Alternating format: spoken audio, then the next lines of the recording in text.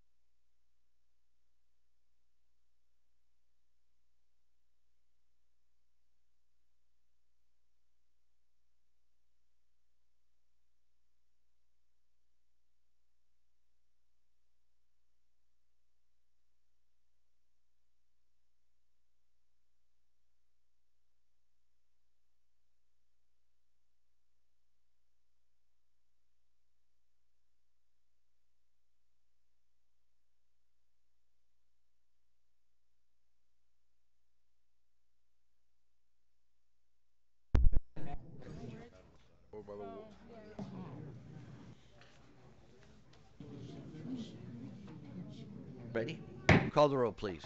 Mayor Bain, I'm here. Vice Mayor Petrolanda, Councilman Best, Present. Councilwoman Mitchell, Here. Councilwoman Zapata. Here. Please stand for invocation. Councilwoman Zapata. Dear Lord, on this evening that we're gathered in this lovely community, let us have the patience and the understanding that we're all here together in the common love for this community. Guide us to make the right decisions that are best for all of the residents, and please arm the residents with understanding of the position that we all have here on the dais, and that we also have the best interests of this community. Having said that, I'd like to take a moment of silence. One for Lisa Nash, who passed away, Tom Nash's wife, just recently, and also a prayer for Claire Best, who just had surgery. So a moment of silence, please.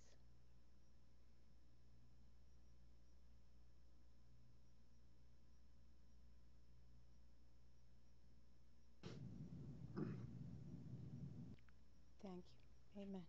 Okay, we have to say the pledge. Please keep standing. Right hand over your heart. I pledge Allegiance to the flag of the United States of America and to the republic which stands one nation under God, indivisible, with liberty and justice for all. Okay. Chief, you have the floor. Chief Guzman. Thank you, Mr. Mayor, members of the council. This evening, I'd like to introduce the newest member of the Miami Springs Police Department family, Officer Seth Jordan. Seth, come on in. Stand over there. Seth was born in New Jersey. He grew up in South Florida in Boca Raton. Went to high school there. He's got his bachelor's degree from Florida Atlantic University in education. He graduated from the police academy in May of 2018. He's married to his wife, Yareli. Did I pronounce that correctly? He's got 3 children. I believe his father's also here, Mr. Jordan. So, Seth, with that said, would you please raise your right hand so I can swear you in? And repeat after me. I, Seth Jordan, do solemnly swear that I will support and defend the Constitution of the United States and the Constitution of the State of Florida against all enemies, foreign and domestic, that I will bear truth, faith, and allegiance to the same, to uphold and enforce the laws of the United States, the State of Florida, the County of Miami-Dade, and the City of Miami Springs, that I take this obligation freely, without any mental reservations or purposes of evasion, and that I will well and faithfully discharge the duties of police officer of the City of Miami Springs, acting to the best of my ability. So help me God. Congratulations, Officer Jordan.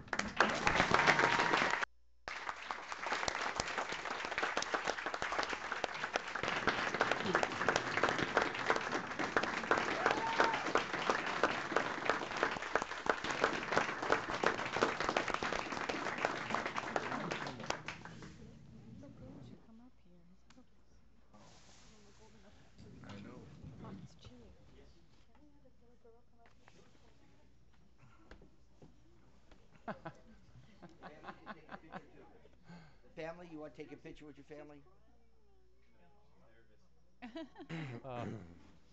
She'll get over it.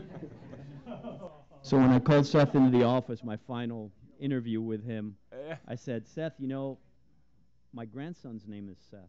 Huh? He says, that's a very good name, Chief, so I knew he was scoring points already. Nice. Nice. Congratulations. Welcome aboard. His family, welcome to our family. I'm an old-time law enforcement, been in this starting my 39th year. So when I say that we are a family, we're here in good times and in bad. Thank you for letting us borrow him for about at least 40 hours a week. And unfortunately, like my children experience, there's going to be times and events that he's going to have to be working, but thank you for that, and thank you for the fine job that you did, because as I told him, we interview lots of people, and we don't just fill positions. we want the best for our officers. So he's one of them. So thank you very much. Congratulations.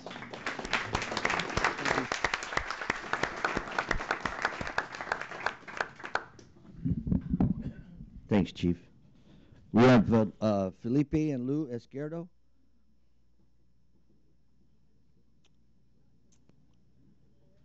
I did, huh?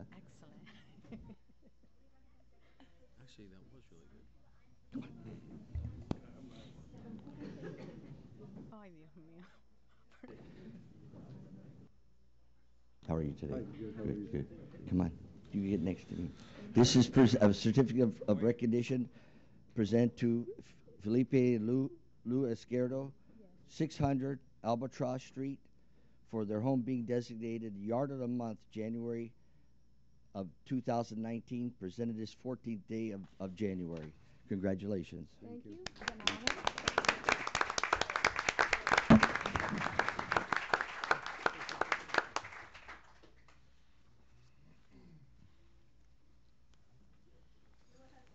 Okay. Do you want to say anything? You nothing? No. You're Thank okay? you You very gonna say anything? Yes, I wanted to congratulate Mr. Garcia, who took a beautiful pictures of my garden. And the process, it was very nice 3 months ago. And I feel honored because there are so many beautiful gardens around Miami Springs. And I wanted to mention the person who does our garden, because maybe you will meet him. His name is Luis Perez. So if you ever see Luis Perez around and you wanted to have one of these one day, you call him. Wait, before you go, we got to take the award back. Because you're supposed to do it yourself. You're not supposed to have.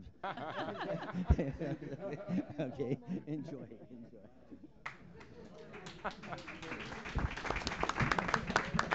Thank you. You're supposed to do the work yourself. Funny.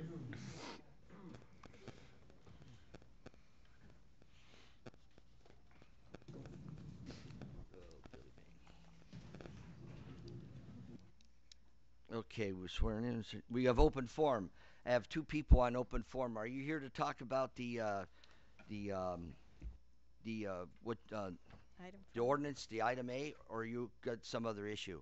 Because we'll do it all at once. It's up to you. I have two issues. Go ahead, One come is on. that, the other one is something else. Okay. That's Maria Diaz. That is correct. Good evening.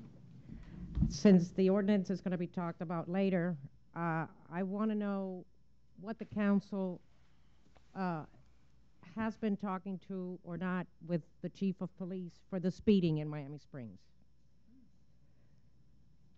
My Yes. mother lives on Westward, and I sit outside between 4 and 6 p.m. every day with her. And it's an obvious road, easy to patrol. I cannot even imagine the rest of all the comments that I have seen with people speeding, cars speeding. What has been done or what is going to be done about the speeding? Because I remember I moved in here over 20 years ago. And when I used to tell my friends I live in Miami Springs, they used to say, "Oh my God, how many tickets do you have?" That is non-existent anymore. So I would like to know, is this been addressed and what is going to be done? Okay. The chief, get your number and he'll call you and let you know what we've done already. Sorry. Eva Norton? No. You want to wait for the other thing, or okay? Okay, that was the two that signed up for open forum. We're gonna go on to the 6A, approval of the council minutes of December 10th, 2018, regular meeting. Motion to move, sir. I got a first and second, call the roll. Vice Mayor Petrolanda. Yes. Councilman Best. Aye. Councilwoman Mitchell. Yes. Councilwoman Zapata. Yes. Mayor Bain. Yes. Okay, we go on to 8A. It's a public hearing, second reading of an ordinance.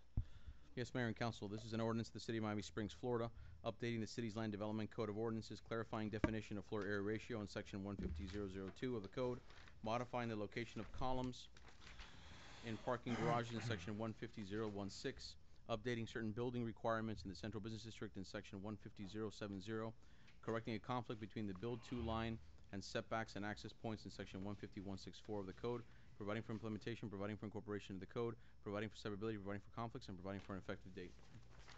Mayor and council, this is second reading. From first reading of the ordinance, there were changes that were made. As you recall, you all went through a series of issues for which there was consensus, leaving only one without consensus. I'll run through those issues and the changes. There was no change made to the first section, which is 150.002, which has to do with the floor area ratio of parking garages. There's no change, and there were no changes requested. Second one is 150.016. This had to do with parking garages. First and foremost, the first issue was the location of columns inside parking garages. There was a prohibition on their location in between parking spaces, and essentially that was removed to allow flexibility in the design. The second thing that Chris brought up during the council meeting was that our parking stalls were longer than Miami-Dade County Code, so they went from 19 to 18 feet to conform with the county code. The next thing is 150.070.1. I'm going to skip the conversation of the mixed-use ratio because that was the one item that was sort of left the way it is without any kind of consensus. Second, there was consensus on the unit square footage. Currently, the code provides for a minimum of 900 square feet. That became an average of 900 square feet with a minimum of 800 square feet. Then the council requested the addition of site plan review. So that's that long section of underlined text. What was done there was to look at the other commercial districts. Specifically, it started off in 2010 with a change to 36th Street District. Those changes were then applied to Abraham Track and Airport Golf. And so what you have is a project review process that for the Central Business District that now lines up with all the other commercial areas. And that is a thorough site plan process. Informational meetings, mandatory meetings, applications, followed by Zoning and Planning Board, which is a request of the council, then followed by a presentation before the City Council. In the site plan review process in E, this section varies a little bit from the other commercial districts because specifically in C, the following language was added. A traffic study providing for such information as, without limitation, a location map showing the project site in relation to proximate major road systems in and out of the city, the anticipated peak morning and evening trips to be generated by any proposed project, the current level of service for roadways and intersections within 500 feet of the project in and out of the city's jurisdiction, inclusive of the following roads in the city of Hialeah: Okeechobee Road, Palm Ave, Hialeah Drive, and East First Ave. Those were all requests by the council. And the second deviation from the rest of the commercial districts is little g, so that would be E1G. To the extent sought, an application an explanation, of how the project's design and or amenities are meeting the creative excellence standards and the proposed value attributed to each element. As you recall, when the council passed the implementing regulations for the overlay district, the additional square footage came associated with categories. Each one of those has a value. Essentially, what this is requiring is somebody that's coming forward only in the overlay district to say, these are the elements that we're adding to a project, and this is what we think those things are worth. Those will go through Chris for review. Then that'll be part of his entire report for the site plan. That'll go to planning and zoning, and ultimately before you. And you all can accept the valuations, decline the valuations, come to some other valuation, and put whatever other conditions besides what Chris has put in his report. Otherwise, I don't want to bore you all with what you've already read. Everything else conforms to the other commercial districts: plans, surveys, et cetera, et cetera, et cetera. The next section that there was a change was 150.164. There was no change. There was a consensus on council that essentially, to address issues on the first couple blocks, we added a couple of languages a couple of positive phrases that allow for some flexibility in where driveways are located. So for corner properties, entrances shall be on the side, and to the extent possible, vehicular on-site parking and loading and service shall be to the rear. And that to the extent possible is because in the first two blocks from Curtis Parkway to Huff, and then the other one, or no, sorry, Frank Hugh, and the other street now, is it Palmetto? There you have long blocks with limited gaps. So back to the last pending issue. The last pending issue is design standards uses. You may recall this is the now infamous mixed-use ratio conversation. The original text of the ordinance just skipped down and provided the last two sentences of it. So upper floors may be commercial, residential, or a mix of residential and commercial. That was always the case. We just added that as a clarifier. And the mixed-use ratio found in section 150.070 of the code shall not apply to the Gateway District. That, essentially, the council muddled it over and left it as is with the idea of coming back at this meeting to discuss it further. Chris and I, along with the manager, sat down, took a look at this, and tried to see what we were trying to achieve by creating that flexibility in the code. And what we're really trying to achieve is to unshackle the residential and the commercial, which really meant to apply to floors and not square footage. So, but in abundance of caution, we added the following language to ensure that throughout the overlay district, again, only those 3 blocks in the central business district, we would get meaningful commercial, because throughout the central business district, generally, what the code requires is 1,500 square feet of commercial. And that's fine when you think about the size of the bays along Westwood Drive, which are much narrower properties. In the overlay, you have 2 existing properties and the possibility of putting properties together that could lead to a situation where you don't have necessarily the amount of commercial that you would want. So the following sentence was added.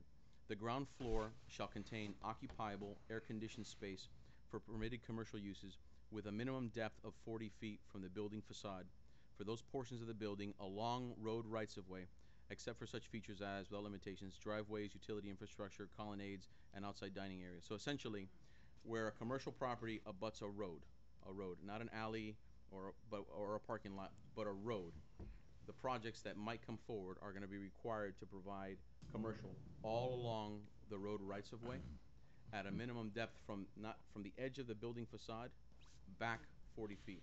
So you can ensure that at least you're going to get a belt of commercial all the way around. Those are all the changes that were made. Chris is here. I'm here to answer any questions. Lastly, we circulated a legal opinion for your review. If you have any questions on that, I'm happy to answer it as well. Okay, I'm going to open up to the public hearing. Anybody who did not sign up on the sheet will all get opportunity to speak, whether you signed up or not. It is a public hearing. So, Eva, you want to go first, or you want some other people to go a little?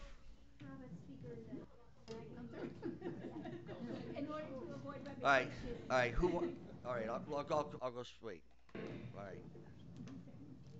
Let's start off with Jim Llewellyn.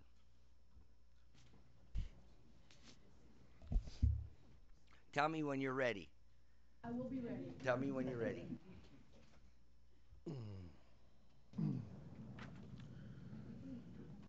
Jim Llewellyn, 81 Carlisle Drive, Miami Springs, Florida. Good evening. I have been a very outspoken and critical opponent of the actions the city has taken to allow increased density. I know you've all been privy to my letters, statements, and messages. You know all the reasons why I think what has been done is wrong and betrays the residents, so I will not go over all of them in detail. At this point, it has to be obvious to all of you that many, many residents share my concern and even outrage that the actions you have taken were not done with the general knowledge of the people. It's obvious by the recent reactions of so many that it was not a matter of apathy, that there was so little attention paid when this plan was being carried out. It was because people were just not aware of the ramifications and details that involve so many more residential units being permitted. The residents of this town have a long history of fighting to protect our quality of life that is largely defined by our low-density community. You had very few people at your early meetings about this, and no one at the single workshop held about this issue.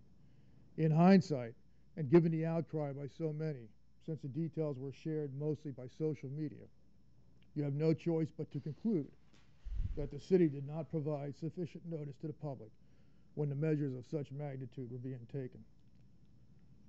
By now the residents are aware, and many are outraged and feel betrayed.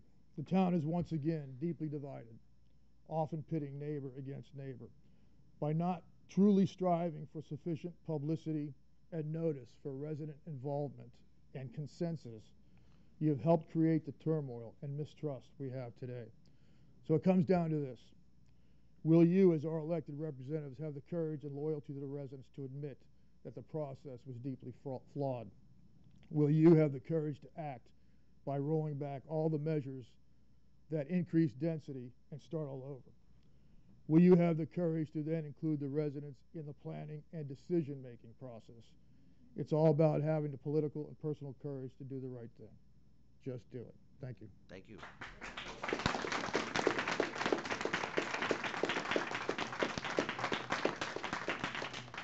I second his motion. Josie, you want to talk? You're just seconding it? Well, I just want to say exactly what he just Okay. said. I couldn't say anything. That's fine, better. that's fine. So I'm here to support him. You have to as I come think up to. everyone else is. Okay, you got to come to the mic, but you got to say it at the mic so people, so sorry. so the public can hear you too. I think everybody knows me by now after the meeting we had the other day. My name is Maggie Abreu. I've lived in this beautiful community for 25 years. I've raised two amazing boys, 21 and 17. And I love this community because it's what I think of Old Town America. I came to this country at the age of 7 in 1967, and I am very proud to call myself a citizen of this city. However, I am not very proud to think that all of this was done without, like the gentleman said, appropriate notification to all of us. I think what makes us special is low crime, great demographics, family members that have through generations raised their families in this community. And I think what we're trying to do is not about beautification. What we're trying to do is to move things around in a certain way to make it look like it's going to be really pretty, but at the expense of changing demographic of rentals. It's nothing against rental apartments, but rental people are transient. They come and they go. There's no tax investment in this community when you're transient. If you're telling me you're going to put high-end condos, maybe they'll pay taxes. They'll have an association. They can control what happens in that building, but not rentals. They'll come and they'll go. So in my opinion, that's not why I moved here 25 years ago. And in my opinion, we elected all of you to support us. You are service of us. And we hope, like he said, that you will roll it all back. We can start all over again, and we can find a joint way of everybody being happy. You guys happy, the community happy, the developer happy, and we can find a happy medium to join everybody again. This is not working for me. Thank you very much.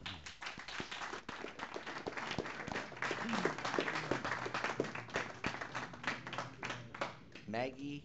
Yes, that was me. Oh, that was you. Yeah. Eva, you don't want to speak No, now. it was just saying. Okay. Dennis, Kane? I'm giving everybody who signed up and anybody else could come talk.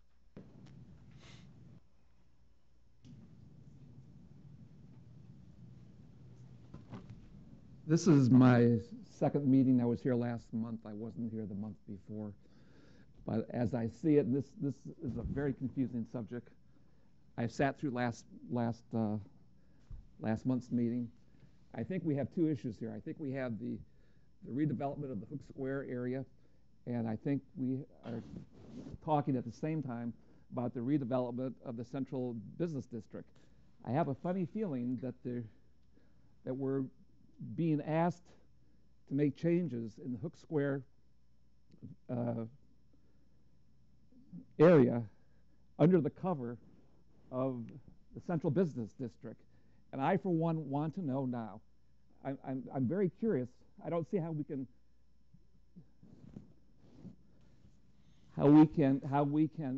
make any decisions on anything when we don't know what we're being asked to do. I want to know who is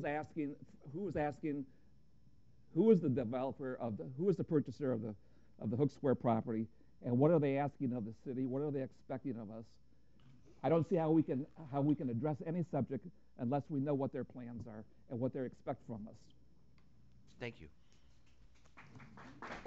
Well, that's my first part of the question. My second question is, are you prepared to reveal the purchasers of Hook Square property? We'll talk about it when we discuss everything up here. I'm not going to debate. We asked the same question last month, and we got no answer. Okay. And it's pretty clear that the city has been in communication with the developers. You have a whole list of variances you want to make in that property, and you just didn't dream them up overnight. They've come at the request of the developer. We'll talk about that when it's time to talk about it. So we can't play stupid for too long. We're going to discuss it. We'll talk about it and give you. We expect that of you. We do. We will. Michael?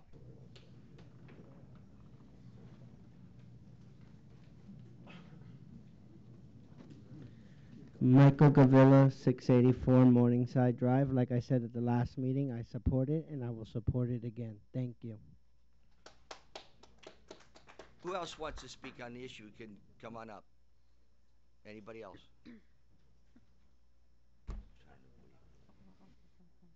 Mayor? Go ahead. Good evening, council, ladies and gentlemen of Miami Springs. My name is Felix Guardiola, and I reside at 116 Palmetto Drive. I'm going to read a letter that I just recently sent to all the members of the council a couple hours ago. So I will read this statement. Dear council, we are in the last inning of a very contentious and uncomfortable situation for all residents and council members alike. Plenty of misunderstanding, misinformation, lack of information, apprehension, finger pointing to go around. I know I share in part of this mess.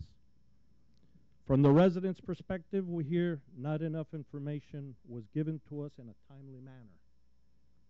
We were not included in the decision-making process. From the council and the city, we hear plenty of announcements were made. We had council meetings and no one showed up, etc.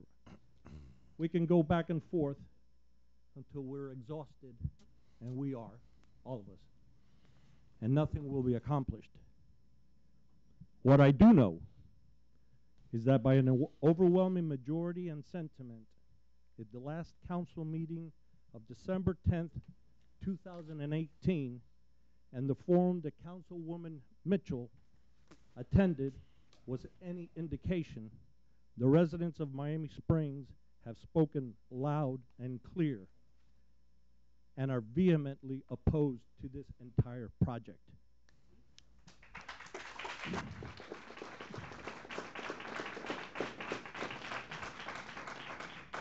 I'm not going to go into the specifics. This has been discussed back and forth. We all know what they are.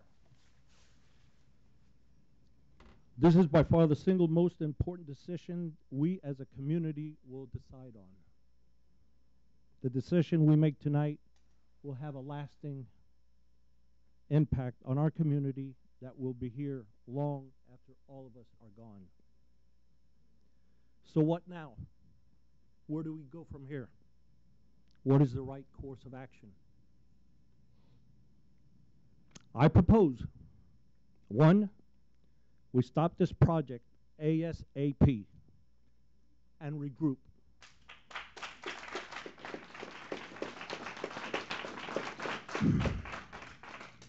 2, we go back to the pre-gateway code prior to the FAR, change from 1.0 to 1.7.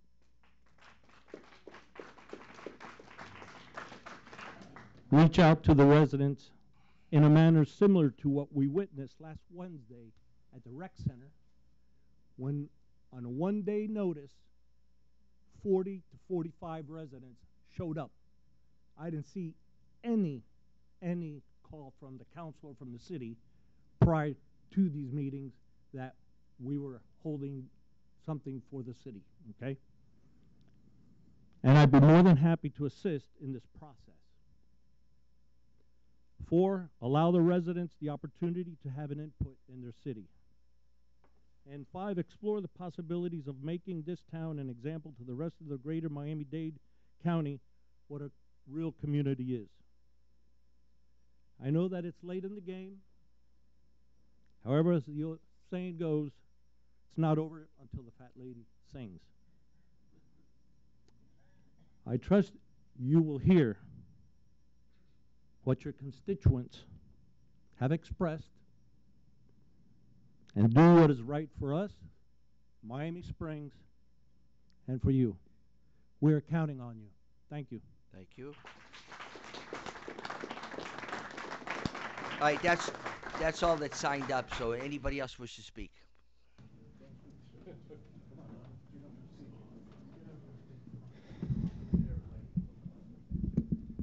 Good evening, members of the council. Rogelio Madan, 224 Lenape Drive, third generation lifelong resident. I live in the house my grandfather bought in 1958. My parents live 2 blocks away, and my sister and her husband 4 blocks away, so I love this community. I'm also a city planner, and I've gone to every single meeting regarding this item. I was late to the last meeting, so I asked my father to read a letter on my behalf. But today, I just want to say I've gone through the changes that are proposed, understand them. I think they're good. It makes it easier to provide parking for the area. At some point, the city may want to consider putting no overnight parking signs to make sure that the residents that are going to be living here don't utilize the parking that's intended for the commercial uses. I like the changes regarding how parking has to work. The changes for the ground floor for commercial, I think that protects the intent of requiring active ground floor uses while still allowing for the flexibility of providing for colonnades, perhaps breezeways, and other areas where there can be outdoor dining and outdoor seating for residents to enjoy. I like all of the criteria that was incorporated before that ensures that this is going to be a nice building. And to me, that ensures that we're going to get quality tenants living here, because you're not going to make an investment to have housing that's not going to draw high either sale prices or rents. I don't know what the intent is to do with the property. I like the changes that require this to go to the planning board. I serve on the planning board, so I look forward to reviewing. However, I think there should be a discussion item sent to the planning board to look at these items so that we're aware of what's going on and how we're expected to review these items. So maybe just send a letter with the adopted ordinances to the planning board so that we can overlook them. Perhaps if there's any appetite, some additional recommendations can be made. I do think that there should be one other thing considered for the ordinance that I was in talking to residents that they like the scale, the one-story scale fronting Curtis Parkway, where Sabores is, fronting the circle. And perhaps something that could be considered is that above the first floor, that there be a setback perhaps 20 to 30 feet. That'll push the mass of the building back towards the theater property, keeping the low scale along the frontage. But that's just my recommendation. I'm not married to it, but just something to throw out there for consideration in the future. And I also think that in the future, amendments to the comprehensive plan and land development regulations should go to the planning board for recommendation. That is a common practice where I work as a city planner for Miami Beach. It was done where I worked before in the city of Miami. I know Miami-Dade County does the same. There are several smaller cities that don't do it. There's no legal requirement for it, but it is a best practice that the city may wish to consider and implement in the future. So that being said, I support this project. I support changes here. I went to one of the last shows at that theater when I was 4 or 5 years old, and it's been vacant since then. I know they tried putting a performing arts theater and it didn't work. They tried putting a banquet hall and it didn't work. It's a tough space to work with, has no windows, the floors are angled, so there's really not much that you can do with that site except redevelop it. And one of the other alternatives, if you had not done anything, they could have built a box. They could have demolished it, put a grocery store, which would generate tons of traffic, put an office, which would generate a lot more traffic than a residential structure. Mixed-use buildings have been proven to encourage walking, to encourage reductions in traffic. Residential uses generate a lot less traffic than the alternatives that could have been put there. So I support this, and I support all the requirements for the traffic studies. And so that's it. Thank you. Anybody else?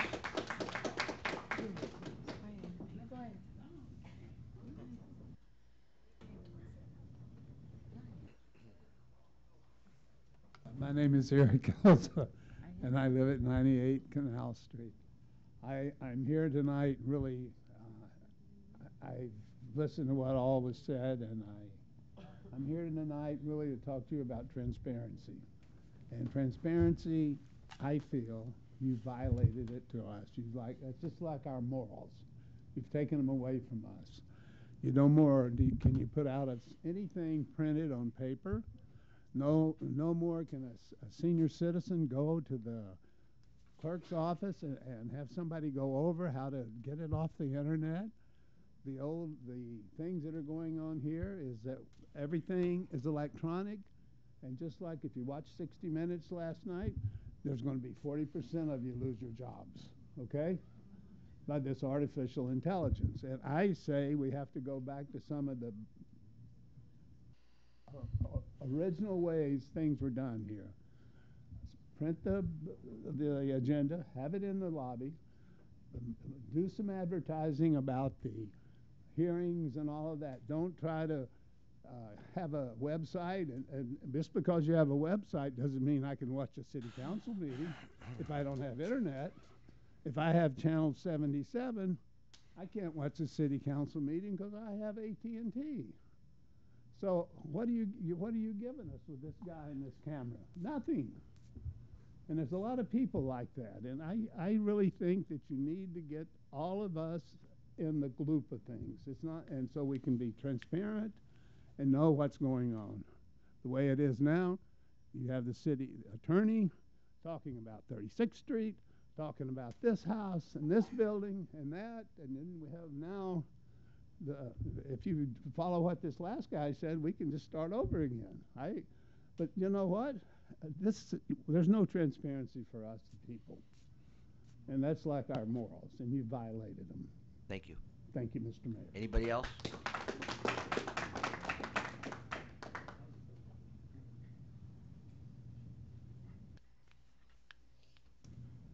Hi, my name's Aldo Laguido. I've been Miami Springs resident for 50 years.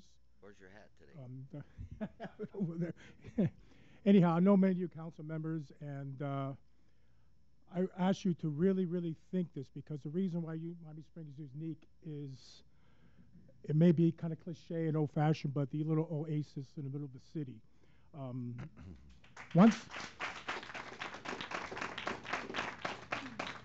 Oases are oases because they're rare, and once they're gone, you never get them back. Perhaps we could look at this at a compromise and have the oasis and perhaps, progress. I'm not against progress and things, so maybe we could discuss a compromise, something like what we did over there, the property where Poinciana Motor used to be, between the Public Works, where you have something a little bit scaled back. So what I'm thinking is I raised my kids here, Rose, 2 boys. We like Miami Springs because it's quiet, safe because the police keep us safe. You knew you didn't go 30 miles over. You stayed on the speed limit because you're going to get a ticket. So it was a safe place for your kids to play and everything. So I ask you to really, really think of this. A lot of you members have been here over 50 years and live in Springs, and remember what's unique about it. Perhaps we could find a middle of the ground where we could have the progress we need for the downtown area and keep that unique oasis of Miami Springs, because once it's gone, it'll never come back again. Thank you very much. Thank you.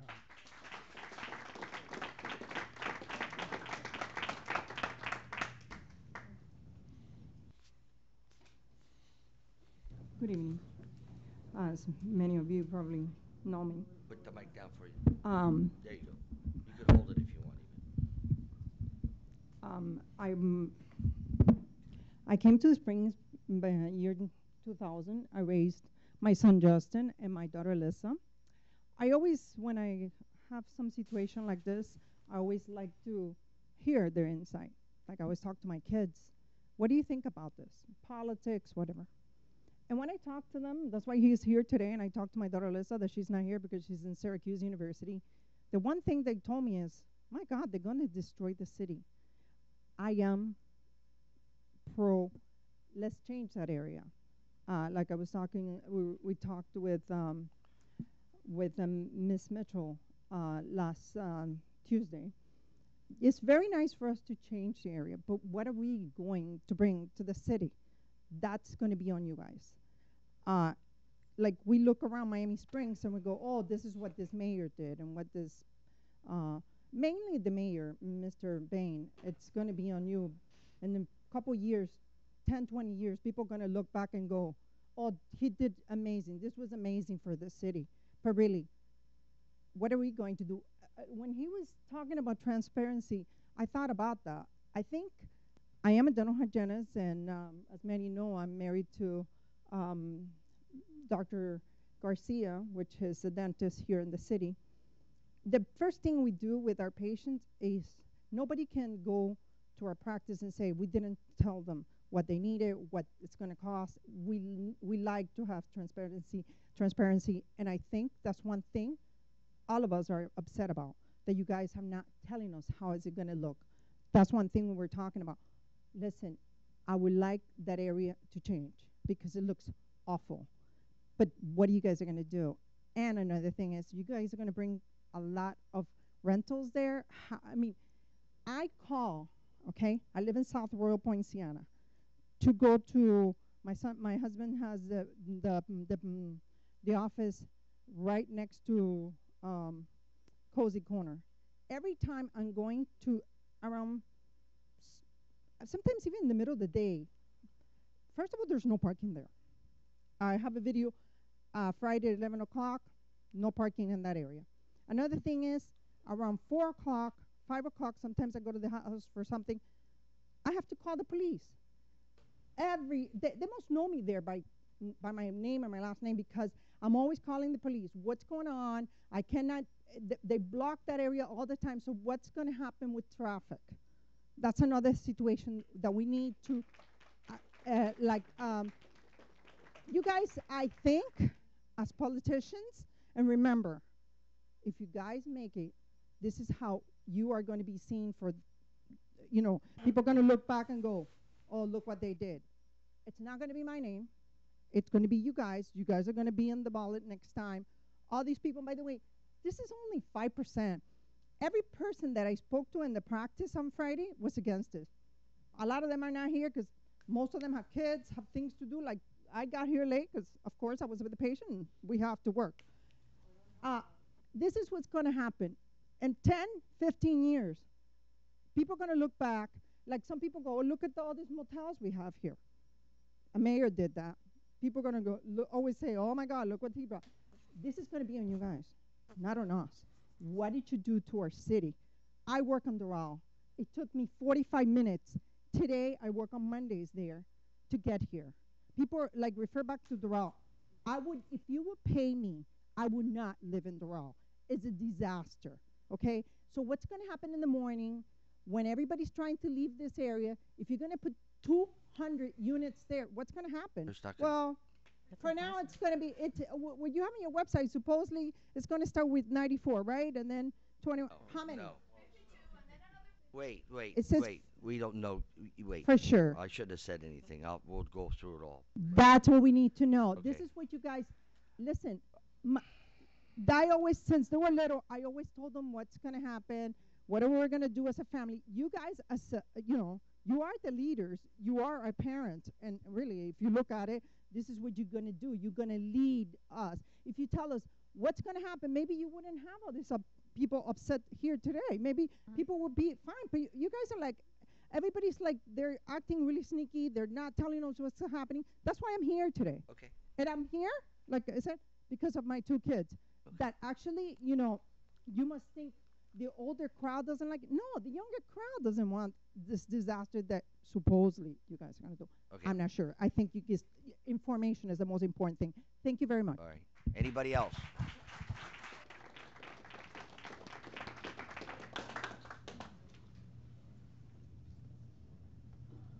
Good evening.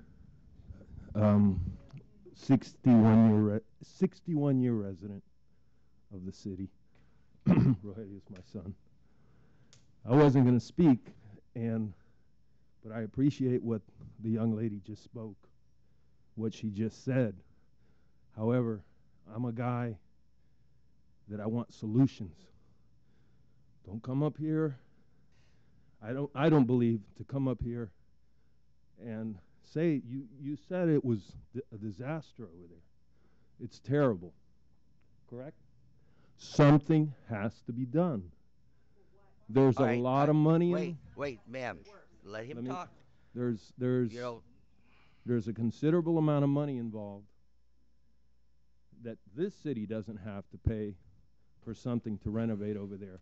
If the city renovates something over there, it usually involves some type of something that it will involve the city. So you're going to create even more traffic with that kind of situation if you involve the city. Like I said, something has to be done, something intelligent, something that the traffic flow, the studies, the recommendations, all those take place. It can't stay the way it is. Something has to be done.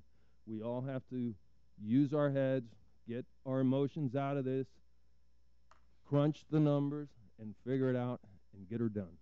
Thank you. Thank you. Anybody else?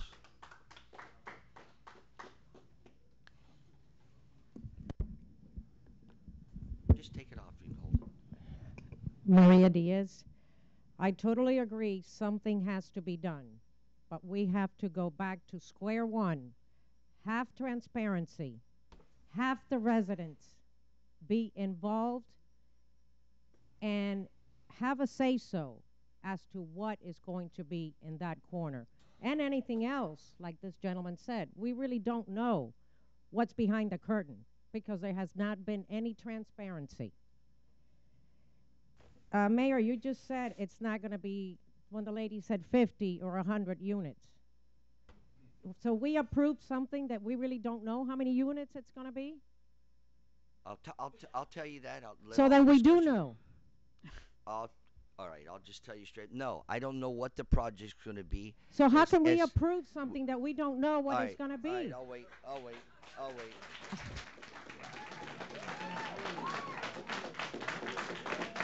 We are setting a template. We are setting a template through what possibly could be built there. It's no different than what happened in Poinciana where Bella Bakery is. We set a template. They put a proposal to do 22 apartments. They end up doing 12 townhouses. All we're doing is setting up a template of what can be built there and the possibilities. We're not dictating to what kind of a project can be put there. It's a mixed-use project, and that's all there is to it. There's a lot of so changes can still be done. There's many amenities that they have to come forward with in order to get what they want and what they need to do. And they got to abide by our codes and everything. A lot of these things that were said so far have already been addressed within the ordinance, and maybe sometimes people just don't understand that part of it. But it has been addressed in many of the concerns that have been put forth here. Has code enforcement been involved in any of this? That's all I'm going to answer because I'm being unfair. Because I have to change a door, and I have to basically sell my firstborn. We're going to change what our city is, and we have nothing to say. Okay. Anything What else? kind of traffic studies were done? Because as of now, that building is not there, and like that lady said, if any of you or any of us that travel through Hook Square between 4 and 6, unless you are planning on building a bridge, it's impossible to go through there. And another thing, elections are coming. We will find out how many are staying and how many are leaving. Good night. Thank you.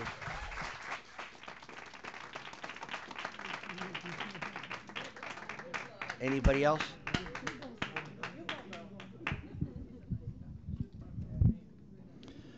Good evening, Mayor, Council. Nestor Suarez, 550 Red Avenue, Miami Springs. Guys, I know you guys must be frustrated. I know you guys had the meetings for the Gateway Overlay District, and they were published. But to be fair to the residents, the understanding of the implications of what happened in those summer meetings didn't translate. FAR changing from 1.0 to 1.7, people don't understand what that means. Okay? And in addition to publishing and the things that you guys have to do to publish the information, part of it is reaching out to the community. And some of you guys have done that and reached out to the community, get feedback from the community. But as you can see here, people are not thrilled about the FAR increasing and the density in downtown increasing from 1.0 to 1.7. Now, specifically the residential aspect and the density, the amount of apartments that can go in, the amount of residential that can be added, and what that does to our community. Okay? Look, I know you guys love the city. Okay? I'm not going to, sometimes it's unfair. Sometimes some things are said. I know you guys love the city, and I try and do best, but I also understand where the folks are standing in. And I know you guys did everything in the light, in the sunshine. There's nothing in the back door. I know you guys published everything in terms of what the changes were, but people did not. There's a bunch of legalese that goes in there, and the people don't understand what that is. Until you start showing, hey, there's a bunch of apartments that can go downtown, people go, what? And that's when the rubber hits the road. And that's when people say, wait a second, I'm not so crazy about that, okay? And that's what you're hearing here. So I think it's time to understand that people are not crazy about the amount of apartments and residential that can go. Should downtown change? Absolutely. Okay, I think we all want downtown to change. Is traffic a problem? Absolutely. And there needs to be a separate conversation that's addressing traffic, because regardless of what we do, traffic's bad now, period. And it's going to get worse whether it's residential, whether it's commercial, whether it's office, whatever happens there, whatever someone decides, because someone could decide to put office space there. They could decide to do whatever. The issue with traffic needs to be addressed, because it's an old issue going back more than decades. Okay, but in terms of this specific project, there's this palpable frustration with folks that they just, hey, they didn't know. And I know you guys, hey, we published everything. Hey, we did, and you're right, you did. But part of it is communicating in a way that people understand what's going on, and that did not happen until recently. And that's the frustration that the folks have. Okay, and I don't think it's fair to bash you guys or anything like that, because I know you guys are doing everything and trying to do things right, trying to improve the city. And I think good-heartedly so. But people are not happy with this project and where this is going. And I think some feedback from residents in terms, and thinking of, hey guys, if we make these changes downtown, what's the different things that can happen? Not, well, we're going to change it, but we really don't know what can happen. Let's really think about how much density can, if someone decides to join properties together, which can happen, how many apartments can go downtown? How much density are we increasing? What are we doing to it? And is it okay? People like that? Great. But if not, let's reconsider, guys. Okay? Now, you got different options. I know tonight the issue is just the ordinance and changing mixed-use ratio. I understand there's changes now to the 40-foot depth, which I think is an improvement. I still think it should stick to a 2-to-1 ratio on the mixed use.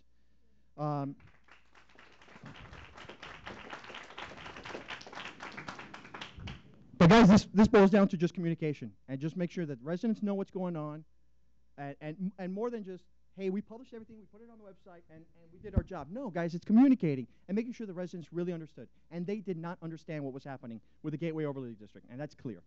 Thanks, guys. Thank you. Anybody else?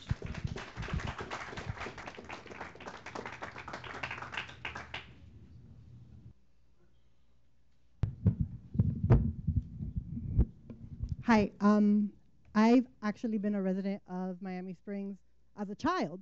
I've lived here since 1992, right before Hurricane Andrew, and honestly, I fell in love with the city at that point. One, because I lived in Hialeah before that. I didn't even know who my neighbors were. After Hurricane Andrew, my neighbors on both sides actually came to feed us because we were kids.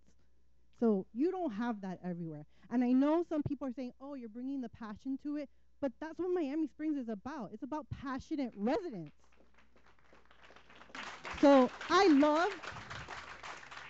loved growing up here. I could walk out on the street and go for a walk and not have to worry, and my parents loved that about this city. Unfortunately, I had to move away when I got married because, it's kind of costly. And I was fortunate enough to be able to move back in 2015. And I can honestly tell you that I do not want Miami Springs to turn into another Doral. I literally worked in Doral today.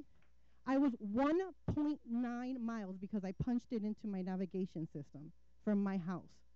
It took me over 30 minutes to get home. Do you want that for us? For this little community, this little treasure in the city of Miami? This gold that's in this city? Because I know I don't want it. I know my parents who still live here don't want it, that couldn't be here today. I know my husband doesn't want it, and I sure as heck don't want that for my daughter. I want her to be able to grow up here and enjoy the wonderful things that I was able to enjoy. Do I agree that the circle needs a little refurbishment? Of course. Who doesn't? Everybody wants to see it thriving. I, for one, do a lot of my shopping here. I do my cosmetic stuff here and everything, and I would love to see it thrive. But we need to go a different route. We need to try to do a retail route, maybe going to different investors that would want to open retail shops, but not apartments. We have enough traffic as it is on that circle that I am absolutely against this project. Thank you. And you talk about a template. In this template, what is the vision for the number of units? We'll discuss that when we get going. Well, thank you for your time. I can't answer everybody. Nobody believes me anyway. Anybody else? Anybody else? You,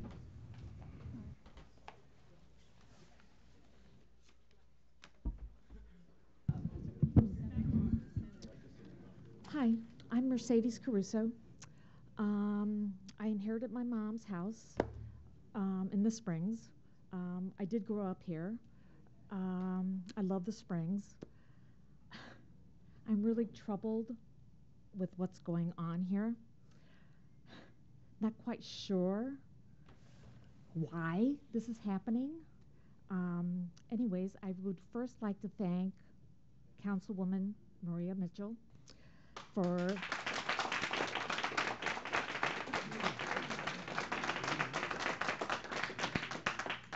listening to the majority of the residents and voting to keep the minimum of the square footage at 900.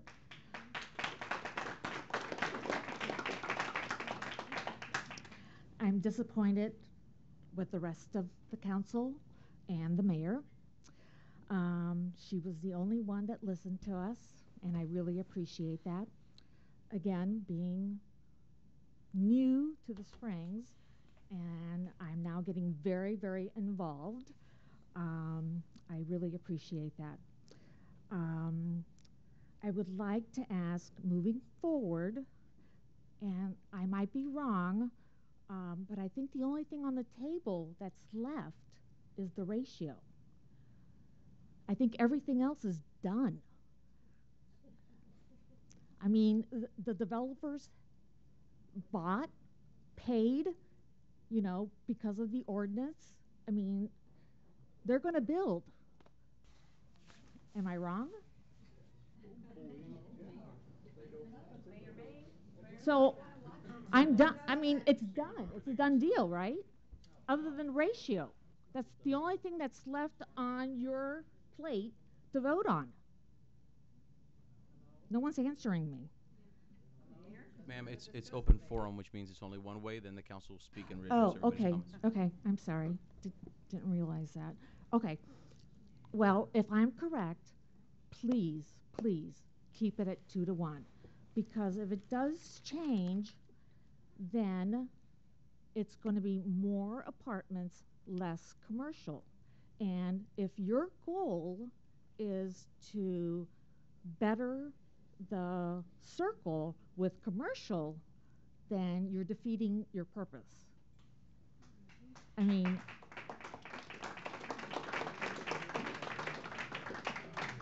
that's how I see it. I could be wrong again, because again, I'm new to all this, but please keep the ratio to 2-1. Where Bella Bakery is beautiful. I mean, that's fine. So again, if that's the only thing we have to vote on, keep it 2-1. I am concerned with Public Works, how this is going to affect them, because that's more work for them, more work for the police department, you know, that has not been addressed. I asked that at the last meeting because I was here. I haven't heard anything about that. And I hate to say it, but I'm disappointed with the captain. I asked for an email, never heard back. Okay, that's it. Thank you. Thank you so much. Anybody else?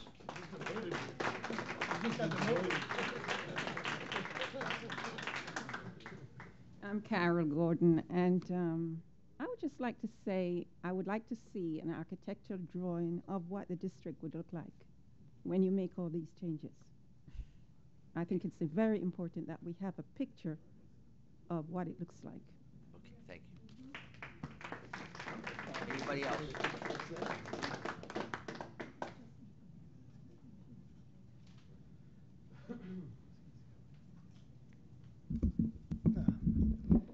Hello.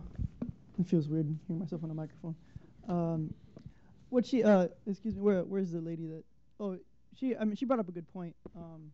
Am I playing over the loudspeakers? You're fine. Oh, okay. She makes a good point. I've lived here my whole life, pretty much. I don't know anything else. And people like to live here. This isn't Doral. This isn't. I mean, I went to school in Doral. People live. If I want to live in Doral with a bunch of apartments and everything, and a bunch of modern-looking apartments, I live in Doral. What keeps people coming here? The commodity that we have here is that, I mean, it looks like we're in the 50s, and that's the charm. It's this old Americana charm that keeps people coming here and wanting to live here, and that there's no. Now, yes, yeah, pretty much everybody kind of agrees that downtown needs to be remodeled. As a kid, I thought, wow, that theater is. I thought that you could actually watch a movie there. When I found that you couldn't, I was like, that's kind of a waste of space, you know. But yes, it needs to be remodeled. But it needs, if an architectural design, an architectural drawing would be amazing, because if it's gonna look, you know, on that Adobe or Adobe style that's we're famous for, or a new like that old Americana style, it's gonna look nice. But if it's gonna look like a modern apartment, like something you find in Doral, it's gonna look out of place. It's gonna look weird, and it's gonna drop our property values. It's gonna bring too much traffic, and there's no positives to it. That's all I have to say. Thank you. Thank you.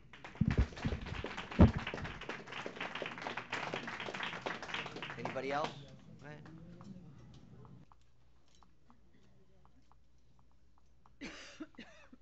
Hello, Council. My name is Lauren Madden, and I've also been a resident here my whole life. From my understanding, that's what this whole ordinance was directed towards, implementing restrictions in the way things are built to make sure that they have that charm. Because as the ordinance was before, it could have just been a box, and they could have done whatever they want. But now they're saying, okay, it has to have a good style. It has to do this. They have to implement elements and things, which I think is really important for this town, because we want the revitalization. We don't just want developers to come here and do whatever they want. That's why all of these updates are really important. And I think that that hasn't really come across to a lot of people. I think that all of these things and the elements that are incorporated are requiring that. And I think that that's really important, because I want my downtown to look nice. I want my downtown to have life. I want other friends that can't afford to live here at the moment to be able to live here. And people also talking about architectural drawings. There aren't any plans yet. This is all incorporating what they can and cannot do to make sure when they do present plans, there is something that is good for the city, not just whatever they want to do. So we have to make sure that what they do bring forth is positive. And I think that all the ideas put forth, and a lot of them and everything, I think it's all really beneficial. So that's all. Thanks. Thank you. Anybody else?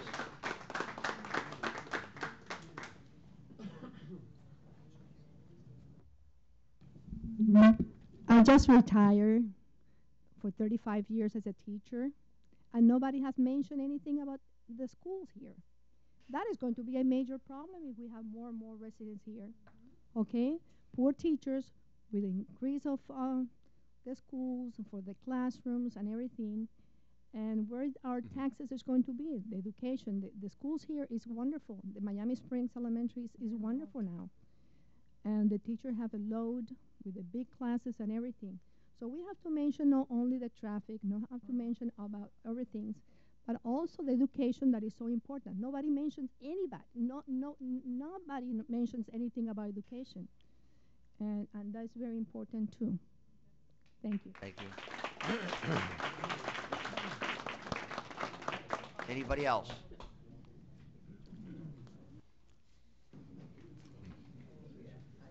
My name is Mario Martinez. I've lived in the city for 40 years. You know, I know the people that own the property have a right to sell it. They have a right to build on the property. I think what most people are upset about is the fact that we're changing, you know, the ordinances. I mean, you look around the circle now, we got businesses parking their cars in the middle of Curtis Parkway. You know, they don't have ample parking for the stuff we have now. And all these other businesses we're going to bring in here, it's going to be worse. I personally feel that if you guys do your homework before you make the decision, get studies on infrastructure as far as water, sewer, traffic control. I also understand that the city doesn't even own that road out there. So what's going to happen later on if DOT comes in and says, hey, you know, this road's too small for the amount of traffic that's going through here. We're going to open up this road. And they could even take part of Curtis Parkway and make another lane. Who knows? I just feel that you really need to do some homework before you make these decisions. The fact that they're going to build something, you know, it's pretty much a done deal. I can tell by looking at your faces. We're just worried about the ordinance change. Really? That's what we're worried about, the ordinance change. And one suggestion, just my personal suggestion, I've seen it done in other cities, is, you know, as far as posting for information, they put up billboards next to the property, right there, leaving out of Hook Square, you know. They did when they were looking for the cops, they put that huge sign in the circle. Why didn't you do that for the last meeting? Why didn't you do that in June? You know, just put a sign and let everybody know, hey, listen, there's a proposed ordinance change for this property, and, you know, then people, you know, we're busy. I mean, I know you guys are busy too, but, you know, not everybody has time for social media. Thank you. Thank you. Anybody else? Anybody else? Okay, I'm going to close the public hearing, and we'll go to discussion up at the council. And does anybody want to answer, since my word doesn't seem much tonight, does anybody want to answer some of the questions that were? Sure, go ahead. Okay, let me begin by saying that I'm super happy you all are here, even though a lot of you are not liking me right now, or the whole council, or whatever the case may be. I'm still super glad you're all here. Why? Because these meetings are usually maybe 4 people sitting here and no one else. And it makes what we do, you know, which I feel is very important, sort of like, wow, we're doing this and no one is here. So thank you. Moving on from that, I just want to say that, yes, we have noted when the meetings are being held, and yes, it is on the web, and yes, everyone doesn't have access to the web. It is also in our newspaper. All our meetings are some publication that talks about what happened in the meetings. The overlay district, when it was created and we had that meeting here, some of you were here, and you sat here and you were okay with what was discussed that evening. Some of you later on maybe decided you didn't understand what was discussed. You know, we have the luxury of living in a community that if you came during the week at any time and came up those stairs and asked to talk to our city manager or assistant city manager or our city planner, Chris, they'll open the door and sit with you and talk. How many of you asked those questions and came here and did that to better understand? And I encourage you to do that in the future. Before I became elected, I was here at all the meetings. I would come to all the meetings. I would sit in that front row. And then I would hear things discussed. And I would go back and ask my neighbors, how come you guys weren't at the meeting last night? And yes, I ran on a platform of transparency. Because I wanted to be that voice to say, listen, I'm on the council now. And I can tell you firsthand, I'm on the council, this is what's happening. A lot of you on the overlay, I text people and say, something's going to be discussed today. You want to be here because you're going to have questions. And people show up and they come. Tell everybody you know, do this. I try to be that voice out there. You can only reach so many people. So I do know that you are listening to each other, which is fine. But you're listening to each other say things that for the most part are, this could happen, this may happen, they're probably doing this and they're probably doing that. And that is inciting some things that have become, I think, a real negative tone here. And it's disheartening to me to see this. And I'm sorry that you all feel like that. It's like when you hurt somebody's feelings and that was your last intention, the last thing you wanted to do was to have the people you serve feel this way. I can only speak for myself, but that's how I'm feeling right now. Feel like you're not serving us. Exactly. And I understand that. Please. We get that. We get that. All right. We get that. Come on. I just want to say one more thing. I get that. That's why I'm talking like I'm talking, very openly and very calmly. That's just how I always am. The overlay, the ordinance, the change for the ordinance or whatever, you know, you're calling that, was not to benefit developers. The reason that came to be, That's fine. Good night, sir. Believe that. Thank you for attending. So the reason that came into play was because it was requested mostly from council, because we knew from previous things that came on where everything became a variance and everything became. I'm talking now, sir. Everyone has had the time to talk. No, I'm not rude. We were all very All right, patient. please, listening. let's be, everybody had their say and got, We are not either. Thank you. please. So, All right, please. yes, we do. And I'm trying to do that right now. Mayor, may I? There were, I'm sorry, I'm There sorry. I were- didn't know that you there had finished. were- I'm sorry. I didn't know she had finished. There were the ordinances that we had, the way that they were written many, many, many, many years ago and do not serve our needs now.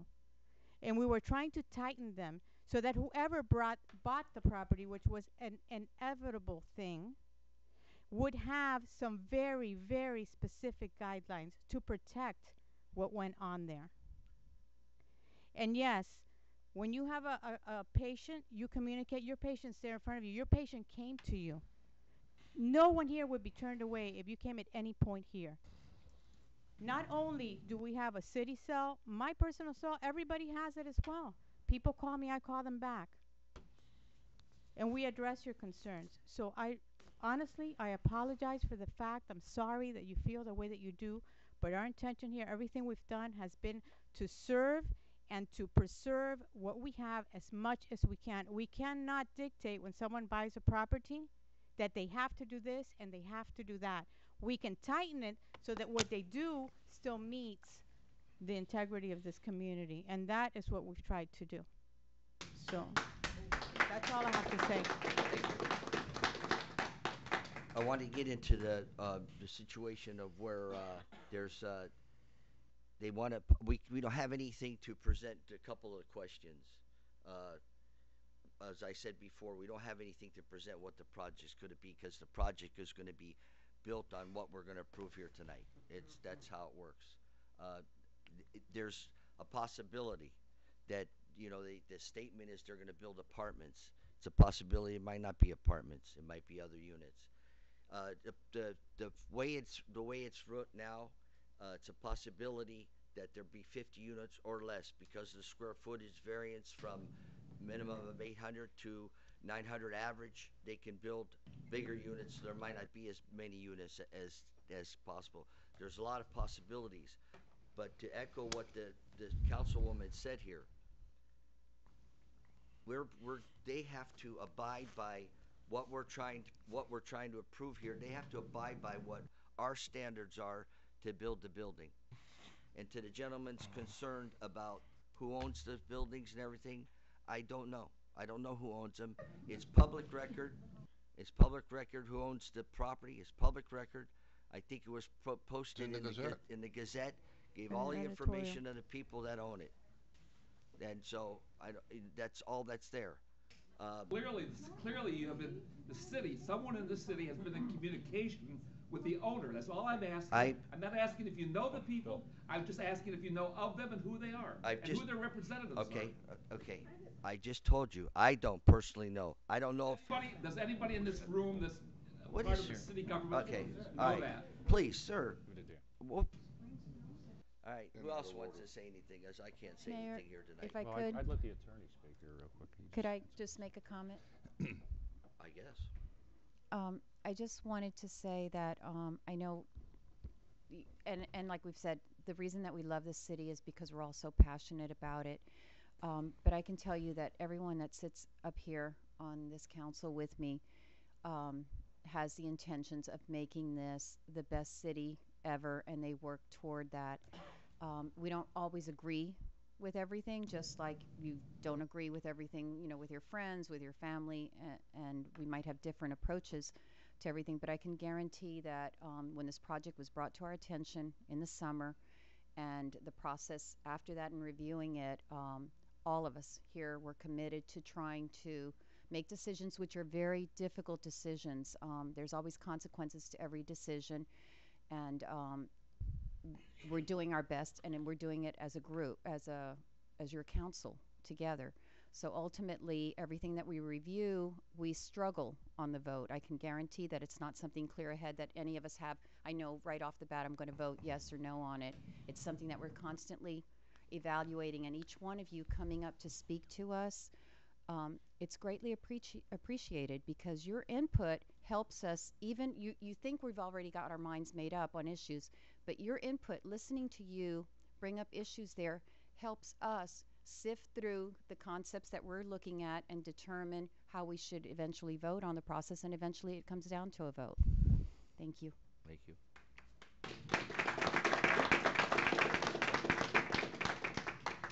What do you want? Do you want? I want to approach the ordinance and get to the Yeah, Mayor, if, through the chair, if I might, I think the attorney at this point would make sense in terms of defining some of these issues that have been brought up here relative to. Certainly, and I'd like to ask Chris to come up and join. I mean, I have a couple of questions. Maybe can be the segue to what you had to say. Okay. We're here to answer any questions. All right. So I heard a couple of important issues, important points that we would I think we need to address. This goes to the heart of everything that's going on, and then you segue into whatever you need to do. I heard roll it back. Okay, that was one of the things. Roll it back, and I've heard, not maybe not this meeting, but I've heard it on the previous meeting. Why don't we let folks vote for it? Okay, so I want you to address that one first. Why is it that we cannot do that? And the second one is let's say we do roll it back. What legal recourses does the developer has to stop us from doing that? Okay, Mayor and Council, I think that sort of this, I know that for all of you, this will probably be the 6th or 7th public meeting where some of these things are discussed, but sort of like NBC's old tagline, if you haven't seen it, it's new to you. So for a lot of people in the room that they weren't part of that process. To answer that question, Vice Mayor, certainly I can give you a quick answer. And there are legal ramifications for each one. If you'll indulge me just in a minute to provide some context to the residents. What was done, I mean, there's been a conversation a lot about the project. And the reason that there isn't any architectural drawings is because this started at the most fundamental level for a city that is at its comprehensive plan. This initiated because of the feedback that you all got from the residents saying we have to do something about our downtown. And enough of you had come to Chris and to William and to me saying these things that essentially we began a multi-month process evaluating what is our comprehensive master plan say about the central business district, and how is it not living up to that. If you were to read the comp plan, it would say that the downtown is supposed to be a mixed-use environment where you have business amenities and you have multifamily and a place where the single family can walk, bike, and drive to. And essentially, we have had no activity for decades. From the city's perspective, as was said by the councilwoman, it's not as simple as simply dictating to a property owner, you must do this with your property. If that were the case, then we would have had some kind of development over the last 20 or 30 years. I think some of the code was enacted in 2004, and there's been absolutely no activity over the last 15 years. One project, the Bella Bakery, falls outside of the central business district. That's the neighborhood business district. And so we began that process of creating policy, just policy that creates an environment where some of these things can flourish, if you will. So I don't have the number of the ordinance, but the overlay district was created in 2 steps. And it was, despite the contentions of the residents, it was followed by the book, by Florida statute. And that's it. We had this conversation about 29 Palmetto. There's what the residents anticipate the notice requirements to be, then there's what the law requires, and then there's what Miami Springs does, which is more than what the law requires. And that was to do 2 things when we first did the overlay. One was to modify the comprehensive plan and create the overlay district, which is simply the first 3 blocks of we'll call that gateway between Miami Springs and Hialeah. It's only that. It doesn't apply anything else to Central Business District. Obviously, it takes a lot of code from the Central Business District because it's part of the Central Business District. We designated it on our map, in the future land use map. And then finally, we followed that up with what also Councilwoman Zapata brought up, which are the design guidelines. And that is saying, when you come and build in Miami Springs, these are the things that we want the code, this is what we want your project to have. And to one of the residents' comments, having elements of Pueblo is exactly one of the mandatory architectural design guidelines. But the point is this, if our code has said X, Y, Z, and there's been no development whatsoever, we have to give a carrot to try and encourage that. the impetus that finally was a straw that broke the camel's back was a letter from Mrs. Santana, Carlos Santana's widow, saying, "I've tried to sell the theater property on 4 separate occasions, and it's fallen through. I simply can't move it despite reduction in prices because of all these limitations." And we gave you all that letter, and you saw that letter in your packet. There was no theater purchaser at the time. There was just a property owner whose husband had died, and they wanted to dispossess themselves of those properties. Following that, within 3 or 4 months, they had sold the property after the overlay district was created, and that is when a conversation about a project came forward. But I want to stress what I stressed during the first meeting, that the ordinance before you today isn't an ordinance that approves a project. As a matter of fact, it's not even an ordinance that is limited to issues that might deal with one project.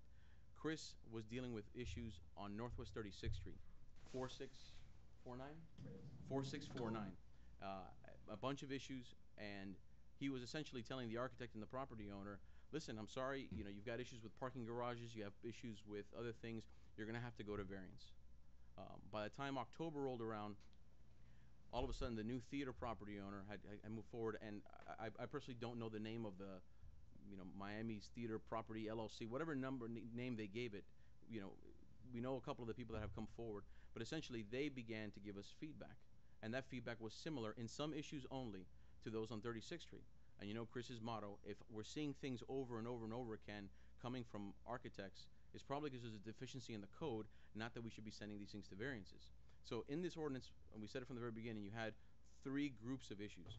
You had issues that applied to Northwest 36th Street only, issues that apply to the central business district, which and the overlay district, which include the unit size and the mixed use ratio, and then you had some that applied to both. And that is how you got to the issue before you today.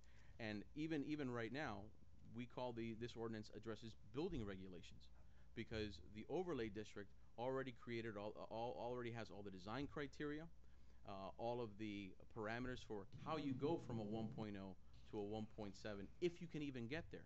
Because again, our code restricts height, restricts setbacks, restricts by floor area ratio, and restricts proportions, and restricts by parking. So ultimately, to get to a project, as I mentioned at the beginning of the conversation, an architect will have to then take a look at what the comp plan provides, what the zoning code provides, and submit a site plan that first, if and when this gets approved, goes through Chris through review to make sure it conforms with our code, then goes to the Planning and Zoning Board, and then goes before all of you in a quasi-judicial manner. And that's one thing I just want to stress, and it's getting to your answer right now, Vice Mayor, is that yes, the policy that's being created is policy. The moment that it goes to being applied to an individual property, this is not a totalitarian government. It's not a communistic government. We have to give due process rights to individual property owners. And so, to answer your question, Vice Mayor, the issues of rolling it back, it's my understanding that the theater property was sold following the adoption of the overlay district. So essentially, they now have a property that has a certain level of property right. To roll that back would essentially create a devaluing of their property. Not only that, but certainly anybody that has sold or transacted a property in that district. And there's something called, it's essentially a taking. It's a policy taking. You hear of taking where somebody mentioned expanding the road and taking property. That's a traditional eminent domain, but you can have a Burt J. Harris claim where essentially you have by policy devalued my property and now you're liable to that property owner.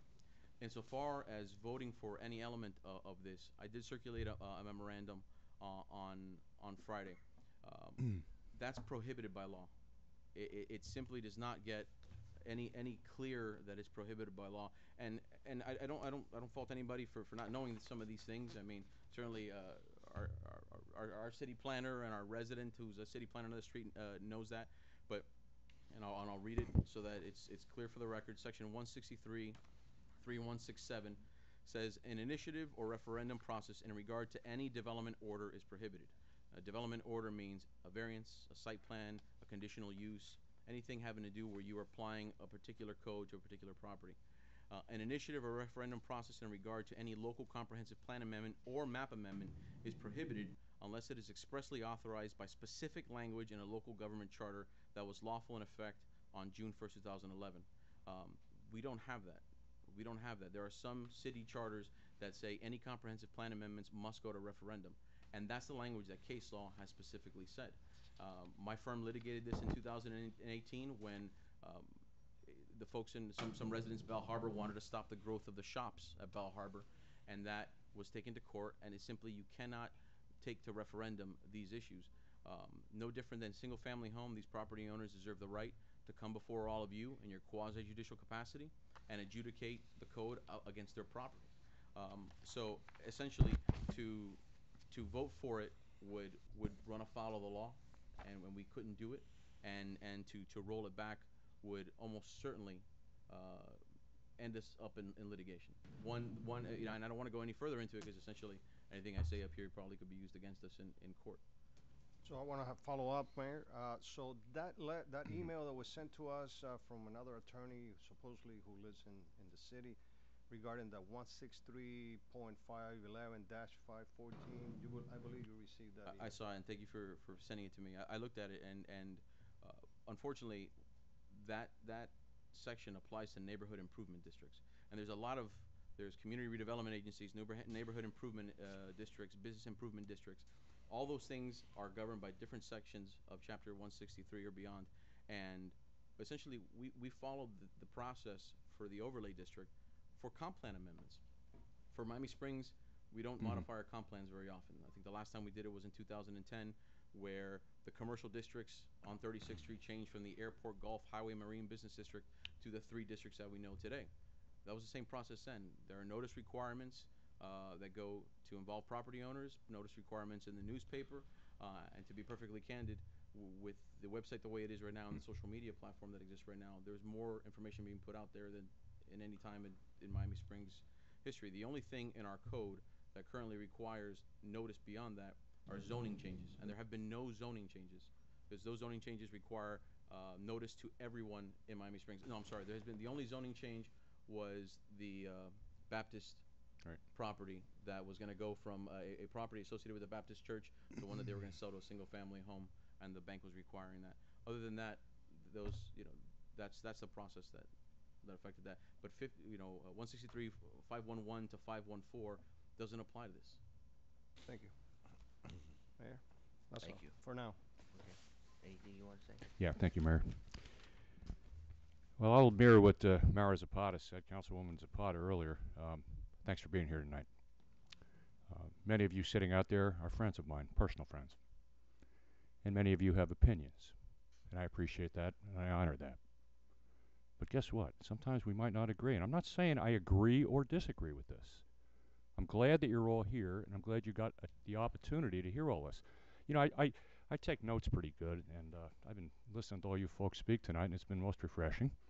And I'm just going to read back to you what my notes are. Density, exposure, frustration, the process, transparency, education, investments. Why is this happening? Ratio of 2 to 1. Public Works, police, the 50s. Sounds like Jeopardy. Schools, done deal, social media, and I'm going to add one, political. And this is far from political. This, I promise you. This is all about you. I've said this many times in front of many of you before. We want to do the absolute best that we can do for each and every one of you sitting in this room. And you elected us to do that. And we try. I can't sit up here and speak like a lawyer. I am not a lawyer. You just heard from an attorney who happens to know Florida statute and Miami Springs Charter and the law pretty darn well, as he just demonstrated to you. So some of these suppositions and things that keep cropping up, you know, I kind of don't get it. I've spoken to several people on the phone that have called me, and I've had a bit of a mess in my life over the last 10 days. But never mind, I still took the time to speak to these people. And many of the people that I did speak to, save one, is not here tonight because they were satisfied with what I gave them. And why were they satisfied? Because I go to these meetings, I read, I talk to the city manager, I talk to the attorney, I can't talk to my colleagues because that's sunshine. And I talk to the residents. And anybody that's ever had a question relative to this issue since it started, I have answered them when I could. So I just want you to know that we're here for you. We're not here against you. And it would be my hope going forward, ladies and gentlemen, that you would be with us going forward. You know, you're at the wrong meeting. The next meeting is the one you need to be at when we start forming this thing. We don't even know what we're going to do with this property yet. But we think that it's the right direction to go. At least some of us might not. But at least it's a step forward in doing something that isn't there now, something that we can realize and appreciate. We're not going to try to turn this into Doral. Somebody said earlier it took 40 minutes to get from Doral. Well, I can't see that being transversed. Who would want to, you know, go the other way with it? I mean, I don't get that. But that's okay. That's okay. It will not happen. This is not a Doral. This is not a Medley. This is not a Virginia Gardens. This is a city of Miami Springs. And let's not forget that the people that started this town back in 1926 were both developers. It had to start somewhere. Mr. Bright and Mr. Curtis were both developers, and they had a vision. And some of that vision is still existent in this town and well noted. And we're trying to keep it like that. Please give us a chance. Thank you, Mayor. Okay. All right, we're gonna, I guess the first thing is, of all the, does everybody agree with the attorney's situation as far as what we agreed upon, that everything that he read that was consensus we agreed upon was forward? I don't. Okay, I have some you don't? comments, right. I Well, mean, I I'm would- talking about besides the. Yes. You got other ones you didn't agree upon that Yes. we had consensus? Yes. If I may, Mayor. My understanding is in section 150-70.1, what is that, C, 4F, we had said efficiencies in studio apartments are prohibited. We had included lofts. Yes, yes. You're That right. was said during the first meeting where it was, we'll call that the first reading, and there wasn't consensus for it. If there's consensus No, for it, there we'll was put it consensus we'll for put it. it back. The I believe there was consensus for it. Okay, we'll put that in there. It's fine. So it'll now read. It'll now Studio read apartments. With an individual unit minimum. Requirement no less than 100 square feet. Efficiencies, studios, and loft apartments are prohibited. Okay. Okay. Okay, then I have another one.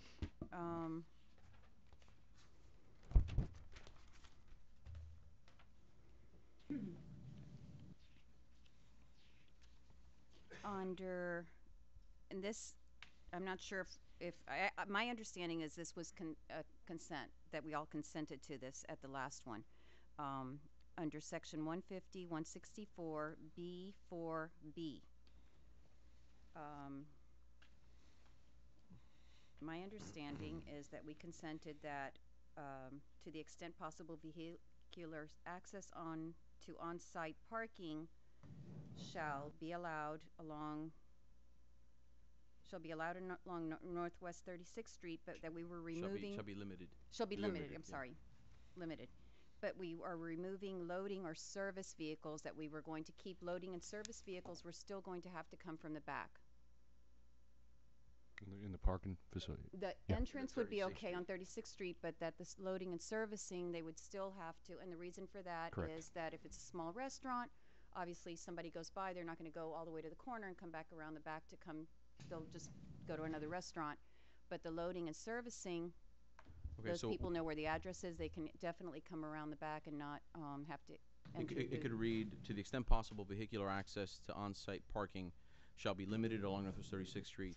We'll say loading or service shall be limited to the rear of the properties, or something Or to the side, yeah, or side or rear of the or rear. properties. Where's Okay. applicable? Yeah.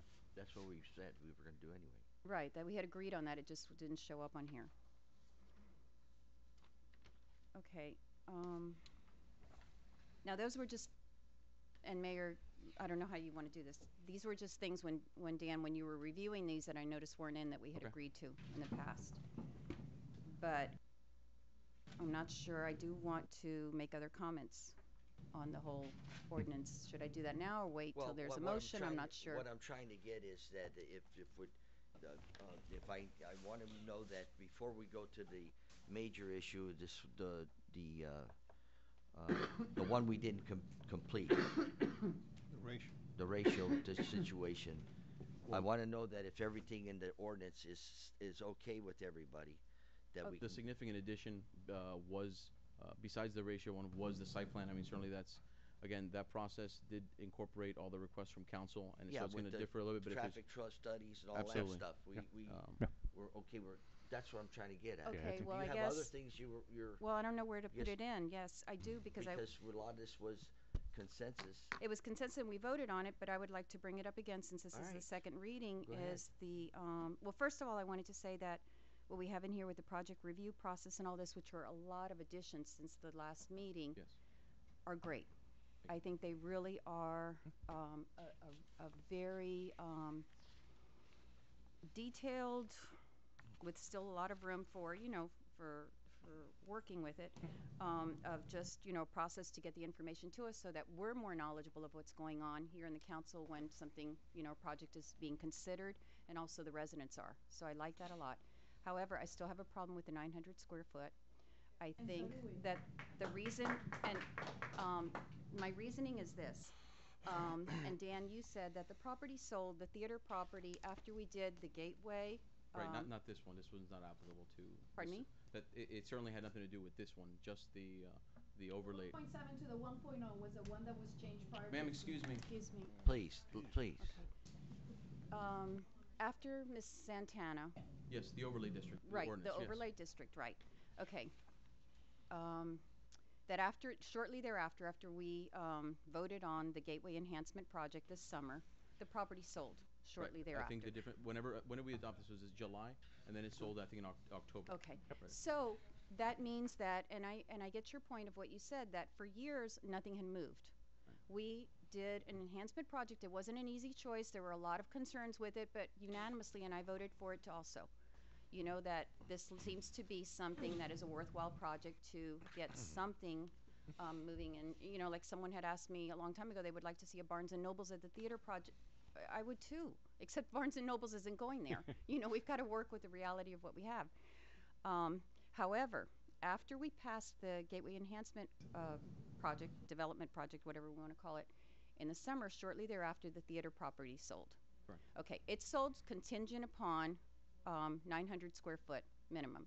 This is something that was put in by 10 years ago by the city council as 900 square feet minimum. 2004. Okay, 2014. I know William. No, 2004. 2004, excuse me. Okay, William, our city manager, at the last meeting, I believe you brought up the number of units, the size of units in Miami Springs that you had researched it. And we have units, apartments and condos that range in size from 450 square feet to 950 square feet. And clearly, if you think about that whole southwest, South Royal Poinciana corridor, you can envision how many apartments are there, if nothing else. If they're ranging from 450 square feet to 950 square feet, we have a lot of small properties, small apartments and condos here. What we don't have is the larger size, the 900 square feet, which is what was proposed, was put in place in 2004. And since then, the only project, I guess, that has been built is, we keep referring to the Bella Bakery project because it's something that has been built, and it's nice. And I think that that's what our goal is. And I would like to ask the mayor and the council here to consider that what we want for the Gateway Overlay area is not for building, for developers to come in and build. That's not necessarily what we want. What we want is, definitely not what we want, is what we want is for developers to come in and build something of quality, something nice that we can be proud of. So I would like to again ask the council to, and I don't know if I have to put a motion for this, that to reconsider keeping the 900 square foot minimum apartments. Just to provide a little bit of feedback with regards to what the code currently does right now. So the code currently says in a vacuum shall be a minimum of 900 square feet. It doesn't take into account 1 bedroom, 2 bedroom, 3 bedroom. That's up to the developer or the property owner to decide.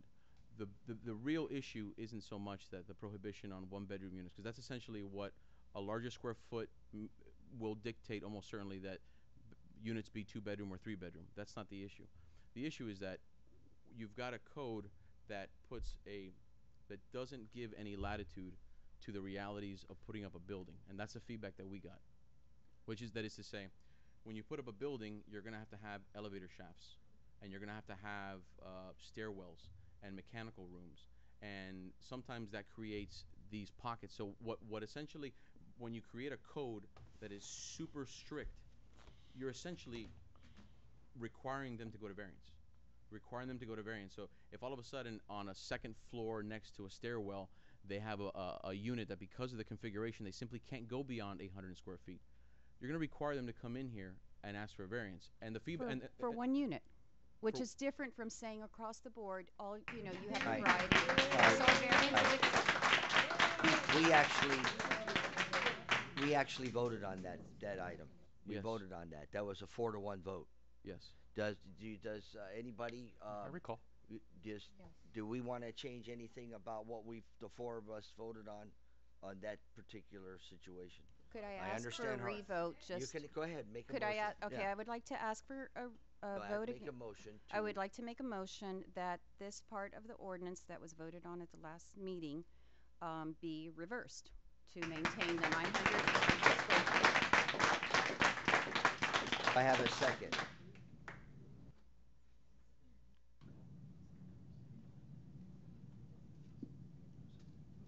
Okay, the motion falls because no second, so Okay. it stays like it is. Okay? Yes. All right, anything else? So I guess you didn't really listen to us. Yeah. Listen to some of us. Okay, so the mixed use ratio we're going That's to what- talk about all now. right, so every item's taken care of, now we're into the mixed use ratio. Okay? Yes, no, I have one more item, Mayor, please. On section 150-070.1 D, in the project review process that has been added, this is all new to Yeah, us now. absolutely. With the revised agenda. We mentioned the Please. city zoning Please. and planning board, Yes, that's there. and we mentioned the board of adjustment. Yes. So Having things, we have other boards, and this has always been a big concern to me that we don't utilize our boards. I know this summer with the Gateway and Enhancement, I had asked this project, the Gateway and Enhancement, to go to the Architectural Review Board for review, and that wasn't agreed to, so it didn't happen. We have an Architectural Review Board also, and we have a Code Review Board. So where does this is a really grand project. But- Where but- do these boards come in on this? Councilwoman, with respect, this is not a project. This is the code for a No, project. I understand, not the project, but here we're actually Right. putting it in the ordinance, So- these boards for review. Where does the process come in for Architectural Review Board, which if you look at our website and look at the description of the Architectural Review Board, it falls right in line, like I mentioned this summer, with any kind of enhancement to the downtown area of making it desirable, and also our code review and maybe perhaps that's another story, or that the code review board we need to utilize to start, and Chris knows we've talked about it, of getting them Code to review the review boards. is only activated when Okay. the council directs them to review So something the on code. Architectural Review Board, what would be their process in something like this that applies to the downtown commercial area, which is exactly what is described on the website within their purview?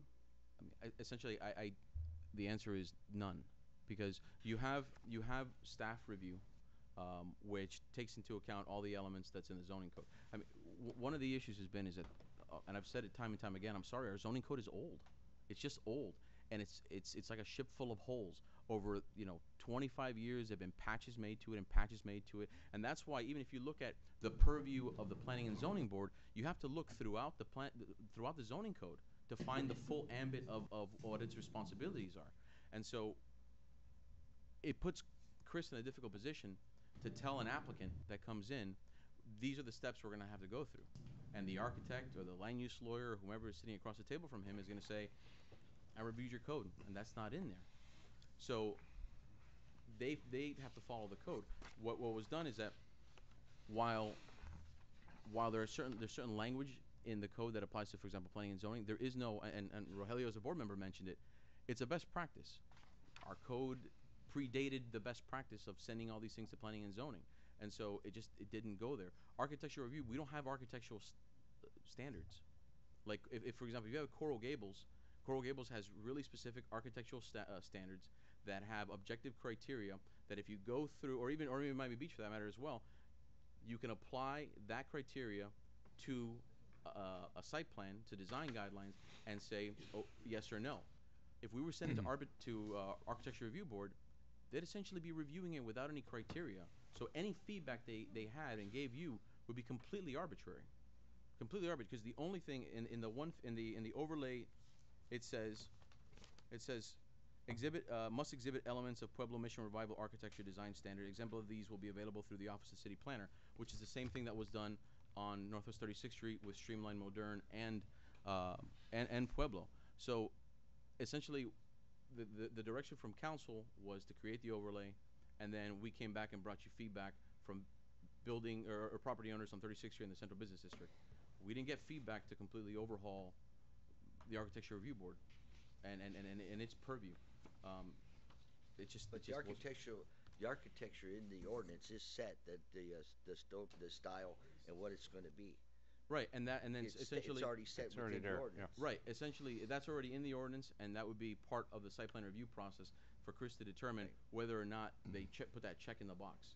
If Chris looks at it and says, you know, this is a super modern building, it doesn't exhibit anything having to do with Pueblo, he's going to push it back. It'll never get to planning and zoning. It'll never get to you. It wouldn't be if they chose not to make revisions, he would simply make a negative recommendation, at least as to that element, if not more. Okay. Okay. That's satisfying. Is there any other ones so we can get to the nuts and bolts of what we got?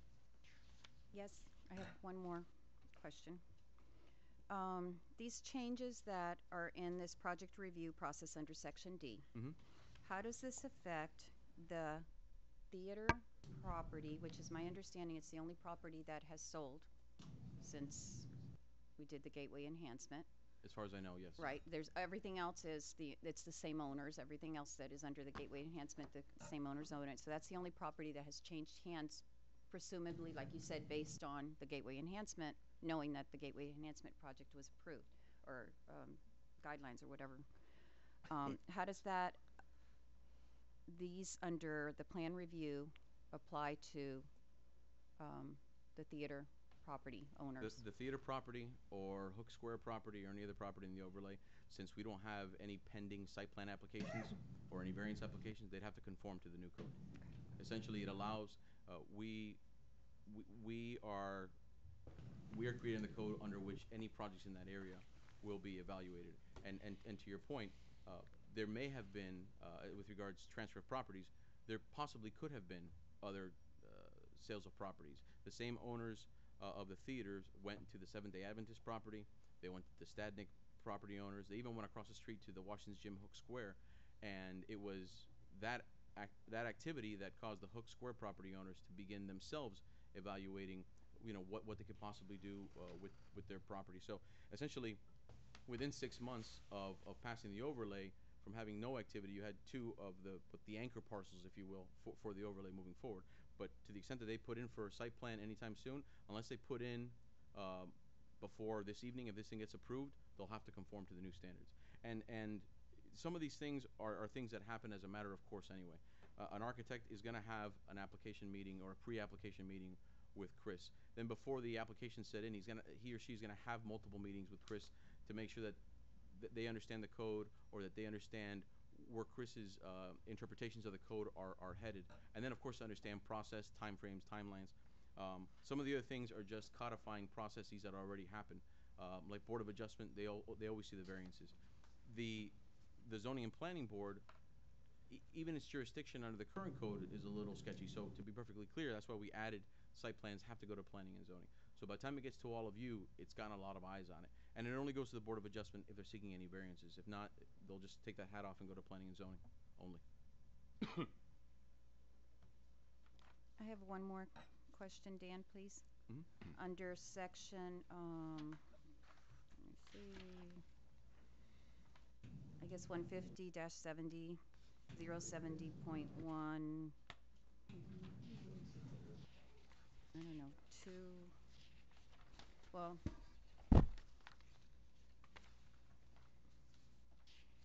Are we now in E? E2, yes, The ex- E2C. Okay. Okay. This exemption shall not be applicable to development, in the middle of the paragraph I'm reading. This exemption shall not be applicable to development or redevelopment projects in the Gateway District proposed for vacant or ground-up construction, which retains the continuing availability of the city variance. I don't know what that means. Okay, so essentially, the central business district as it is, and I know that saying central business, we're talking about overlay. Remember, overlay added additional regulations. If to the extent that the overlay doesn't differ from central business, that governs. So in the CBD, there's a ton of grandfathering provisions that currently exist. You've got, and we've said it before, you have buildings throughout Westwood Drive that exceed 1.0 FAR, that don't meet minimum parking, that don't meet or exceed minimum setbacks. And what the overlay district essentially is trying to entice is for the raising of some of these buildings that are decrepit and the new buildings to conform to the new design criteria. But at the same time, we recognize the fact that that might not be possible, especially when you consider that on the west side of Curtis Parkway, you have so many small parcels that the idea that one person is or one company is going to be able to amass all those, even with a public parking lot in the middle, is going to be very difficult. So the idea is that some of this criteria is not going to be applicable if you are just doing a renovation. That is a redevelopment that keeps the existing footprint of the building and other things. It only the exception is applicable only to ground up or new construction. That's the idea. So there's 3 categories, and again, these categories were in our other commercial districts. But you've got temporary. You've got buildings that have been approved prior to this enactment. That's just a CYA. There haven't been any, but just in case to the extent that there's an old site plan that's governing any of these buildings, that shall govern, and this won't trump that. Secondly, you've got temporary buildings, which could be anything from a temporary tent to a temporary structure, like for anything might be temporary. Then the last thing is certainly an authority for Chris to evaluate a project that comes in for site plan review and say, look, all you're doing is fixing up an existing building like the corner Apple Dental building, and say, let's presume that they were coming in now to do the renovations of the Apple Dental building. Whether or not this code section with all the new design criteria would apply to that, it's going to be up to Chris to determine, but substantial redevelopment, knocking down a bunch of walls, the answer is that's probably going to be a redevelopment that will fall under the criteria. If you're changing your facade up a little bit and painting and changing your windows, you're going to be exempt from the rest of the design criteria, because that's going to be an onerous ask for a property owner that's not substantially redeveloping the property. So that's sort of the 2 categories. That makes sense. And I wanted to ask, and I don't know where to insert this question, so I'm going to throw it out now, and you or the mayor can guide me as to where to insert it. With the Gateway Enhancement Project, one of the enhancement features or enhancement design criteria, I guess, that we allow points for was for that they could use public parking, right, Chris? And I'm asking that they would be able to build points and perhaps lessen the amount of parking that they have to provide for their property and use some of the parking along Canal Street. Correct, for based public on parking. the availability Okay. of some public parking, of I would mass like- transit, bike sharing stations. If they provide that, then they can use, then they don't need to provide, say, one space per unit or 1.5 space per unit? Or For residential? For residential. A 2 and 1/4. 2 and 1/4, 2.25. Okay. In view of what the residents have voiced, and I think it's a really big issue, is the parking and the traffic. How do I go about asking to rescind that part of the Gateway enhancement project, or that enhancement feature?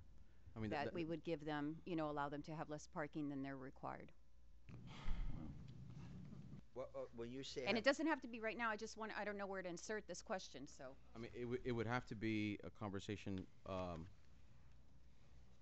for a future time. I mean, essentially, the parking requirement element was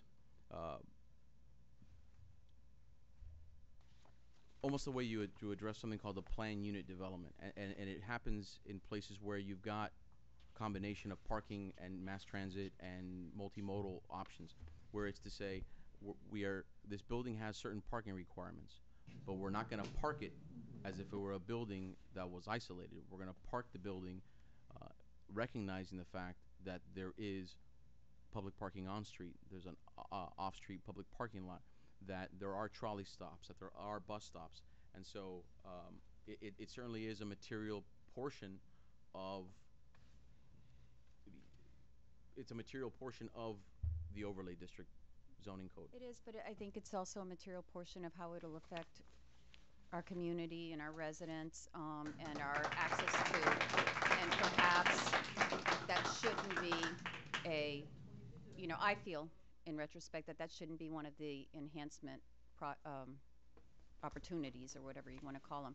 So, and they can always, a developer could always come to us as a variance. I mean, there's always that possibility. We're talking about very unique properties. You know, the whole Gateway enhancement area is composed of very unique properties that don't fit any cookie cutter,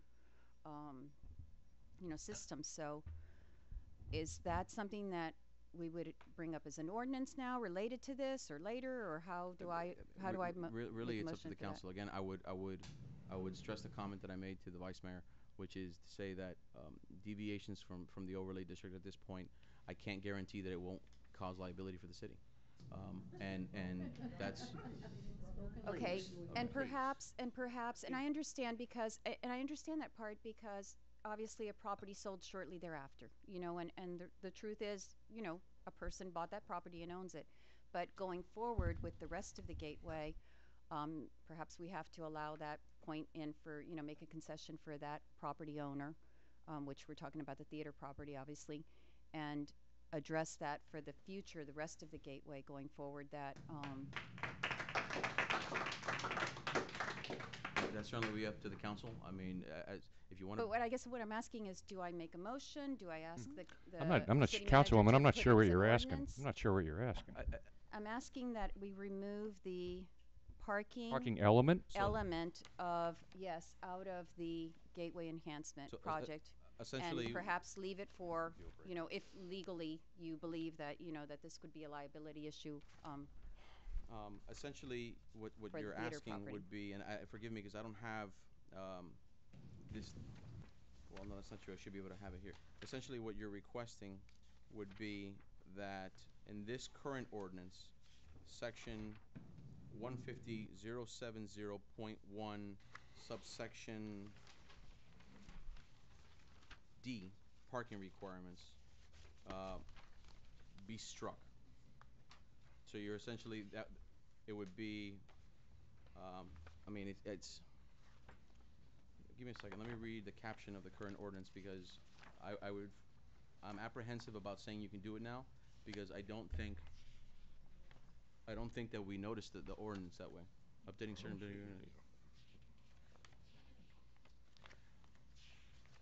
I mean, look, I'll be candid with you. You could potentially do it.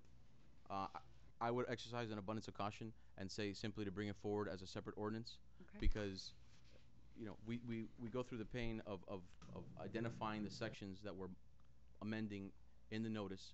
I know that there've been some feedback about notice, but these are legal requirements, especially for second reading, that go in newspapers and they get published. Okay. That's not one of the things that we talked about, so I'd be reluctant about saying you can do it now. You can do it now and see what happens, if there's consensus for it, or bring it back as a separate discussion item, ordinance item in the future. Anybody have any opinion on this? No, we're.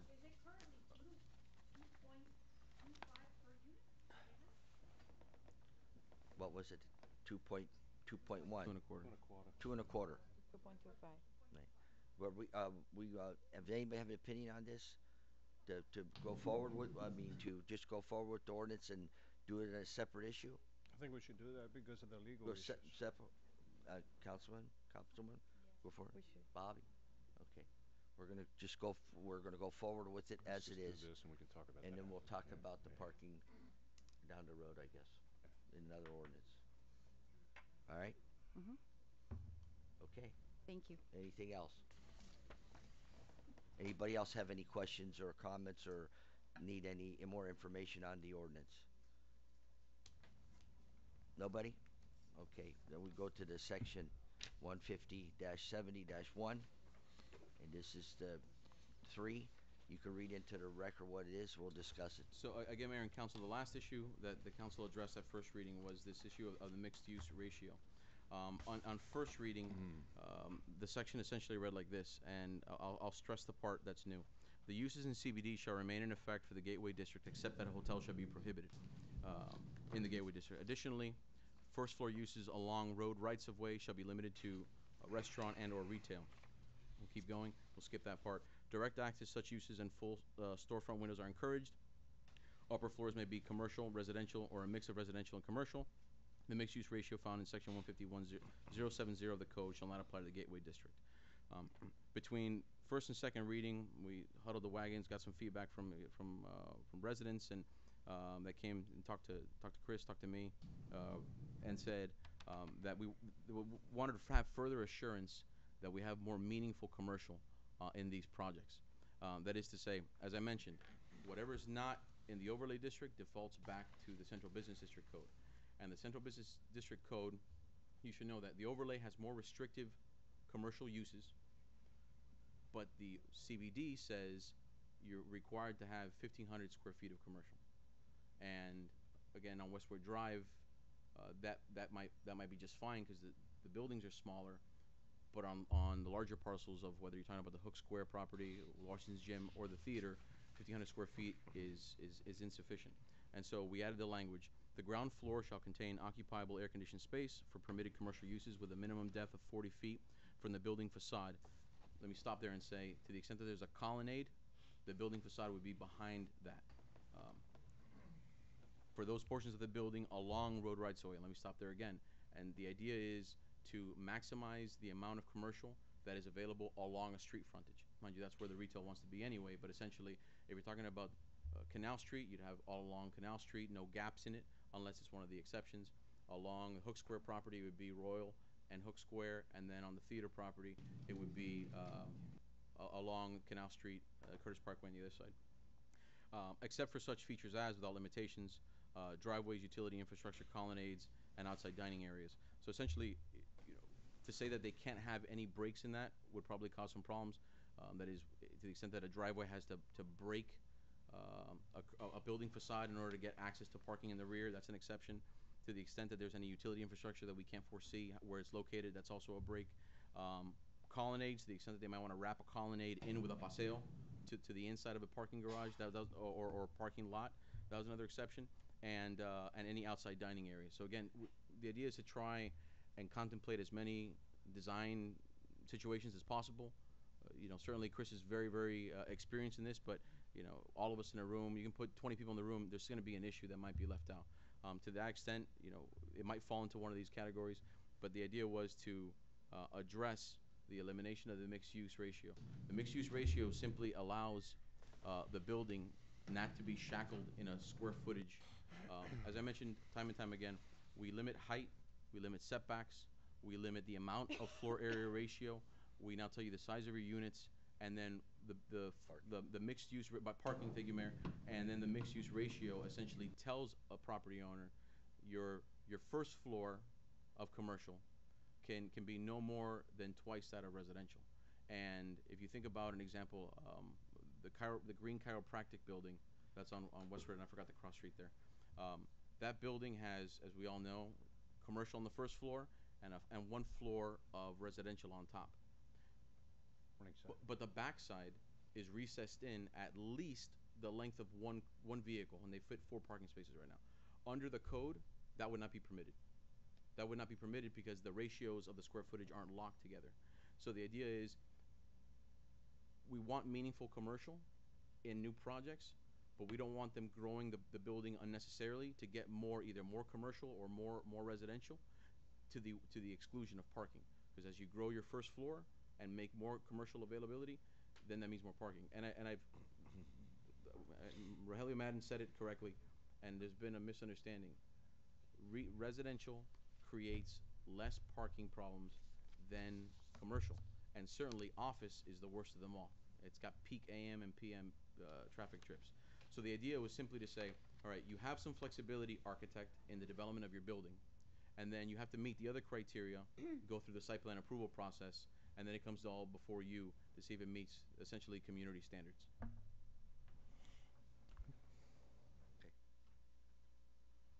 All right, any discussion on it?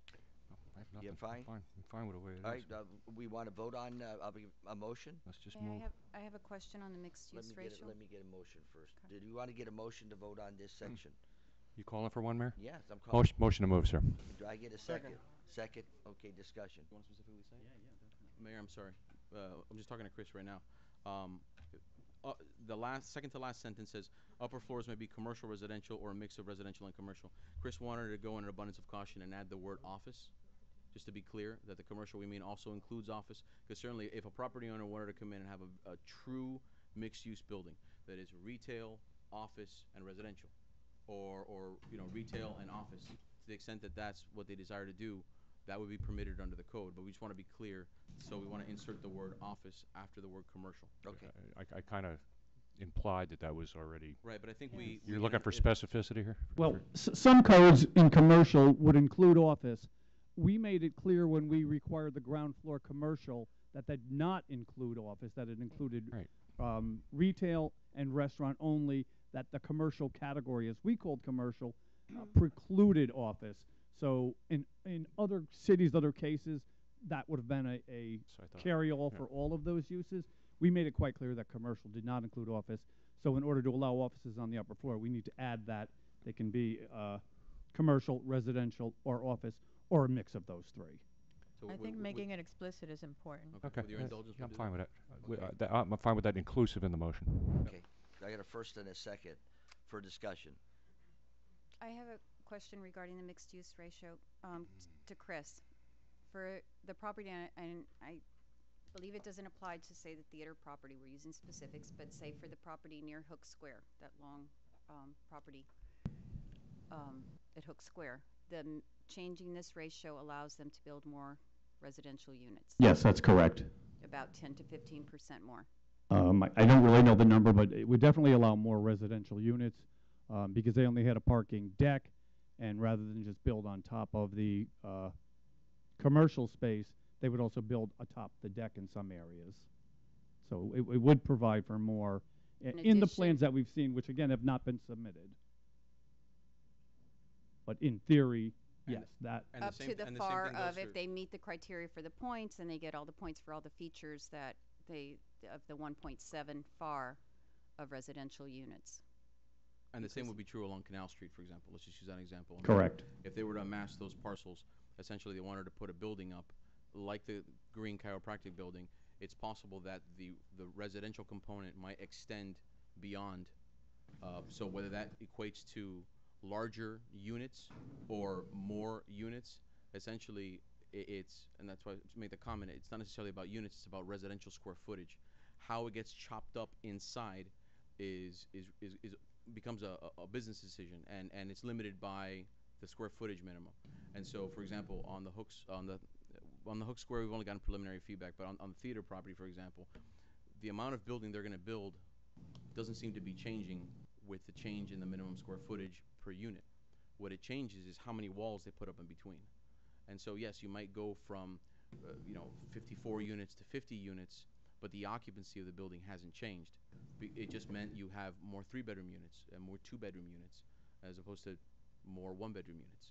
So, but that is the case. You can now build essentially where you do not have commercial, which currently right now under the code, if you're going up 2 stories, you must build, think about it like a building. You go straight up, or proportionately, 10,000 square feet of, I'm going to use a round number, 10,000 square feet of commercial, and you're going to do 3 floors, you cannot exceed 20,000 square feet of residential. This would allow those numbers to be unshackled. You would have to provide the minimum amount of commercial that's being required. That is, from the building facade, 40 feet back, the entire width of the property, except for unless you have a driveway or something. The second floor could extend beyond that footprint, and a good example besides Hook Square property is a building like a Green Chiropractic, because that's more likely than not west of Curtis Parkway. That's the kind of building that potentially you can see if you can amass two parcels, you know, maybe 3 parcels. After that, it just starts getting really chopped up, and it gets beyond. Right. Okay, I got a first and second. We're voting on this section. Call the vote, please. Vice Mayor Petrolanda? So I'm sorry, we're voting on keeping it, correct? Just like it is. Yeah. Yes. 2 to 1. Yeah. No, we're voting As written. As written. As written. Okay. Whole ordinance. As So written. No, we're not voting on the whole ordinance. Or we're voting on. We're voting on this section. On just yeah, the that's. mixed ratio. Okay. Can you clarify it for me, please? Okay, the attorney can clarify. Again, the provision will read. Do you want me to read the whole thing? We're gonna keep it. It says, the ground floor provision of the 40 feet along rights of way. The upper floors may be commercial. The addition of office, residential, or mixed use, and the mixed use ratio found in section 150.070 of the code shall not apply to the Gateway District. So those are the 3 elements in that section that are going to be added.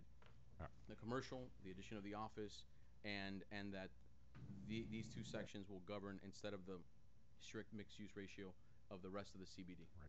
You can do it separate, right? Well, there's a motion. Because It's up to the council. But It's there's a a motion. motion. It's a motion to vote on. Because as you tie me down. To be honest, we've been talking back and forth about the ratio 2 to 1 for days and days, and I just feel like if we leave it 2 to 1, them are in the driver's seat. Come along. Right now, I don't think this is going to be a problem. Okay, as far as I think this project is coming along. It's not going to be a problem, but my concern is 2, 4, 5 years from now, what the property value might not be where it is now. Then we might have a problem if we eliminate the 2 to 1 ratio, and then they can just build anything.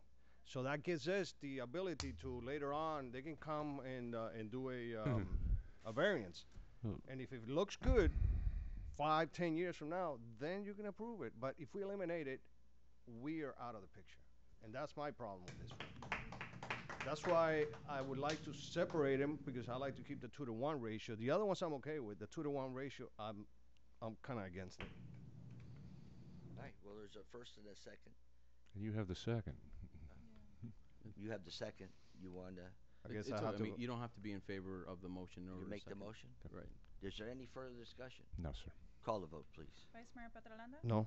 Councilman Best? Aye. Councilwoman Mitchell? No. Councilwoman Zapata? Yes. Mayor Bain? Yes. So we're going to go ahead now. Honestly? No way. We're going to go ahead now and vote on the whole shebang. Motion I need a move. motion. You got it, sir. Motion to vote on the ordinance. Did I get a second? Did I get a second for the ordinance? Let's start flooding the media. You have the you have. I have a first, but I don't have a second. Who made the first? I didn't even hear it. I did, Mara. Okay, I second that. And just for clarification, the changes in the current ordinance as read include that lofts are prohibited, loading and service shall be limited to side and rear properties along 36th Street, the inclusion of office, and the inclusion of any changes between first and second. That's right. Those were the inclusions by Councilwoman Mitchell. Right. Yes. That's all. I'm fine with it. Okay. Yep. I got a first and second. Call the vote. Vice Mayor Petrolanda? Yes. Councilman Best? Aye. Councilwoman Mitchell? No. Councilwoman Zapata? Yes. Mayor Bain? Yes. Okay, that's that. I'm going to take a 5-minute recess. A longer recess than that.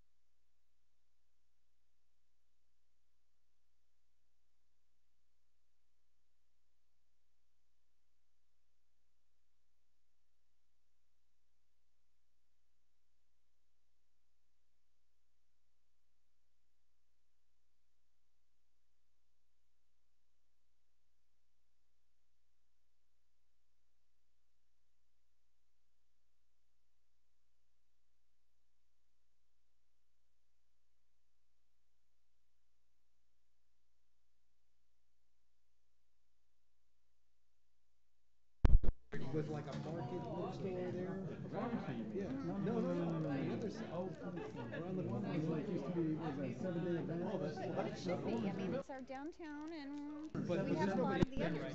We already have a lot of the others.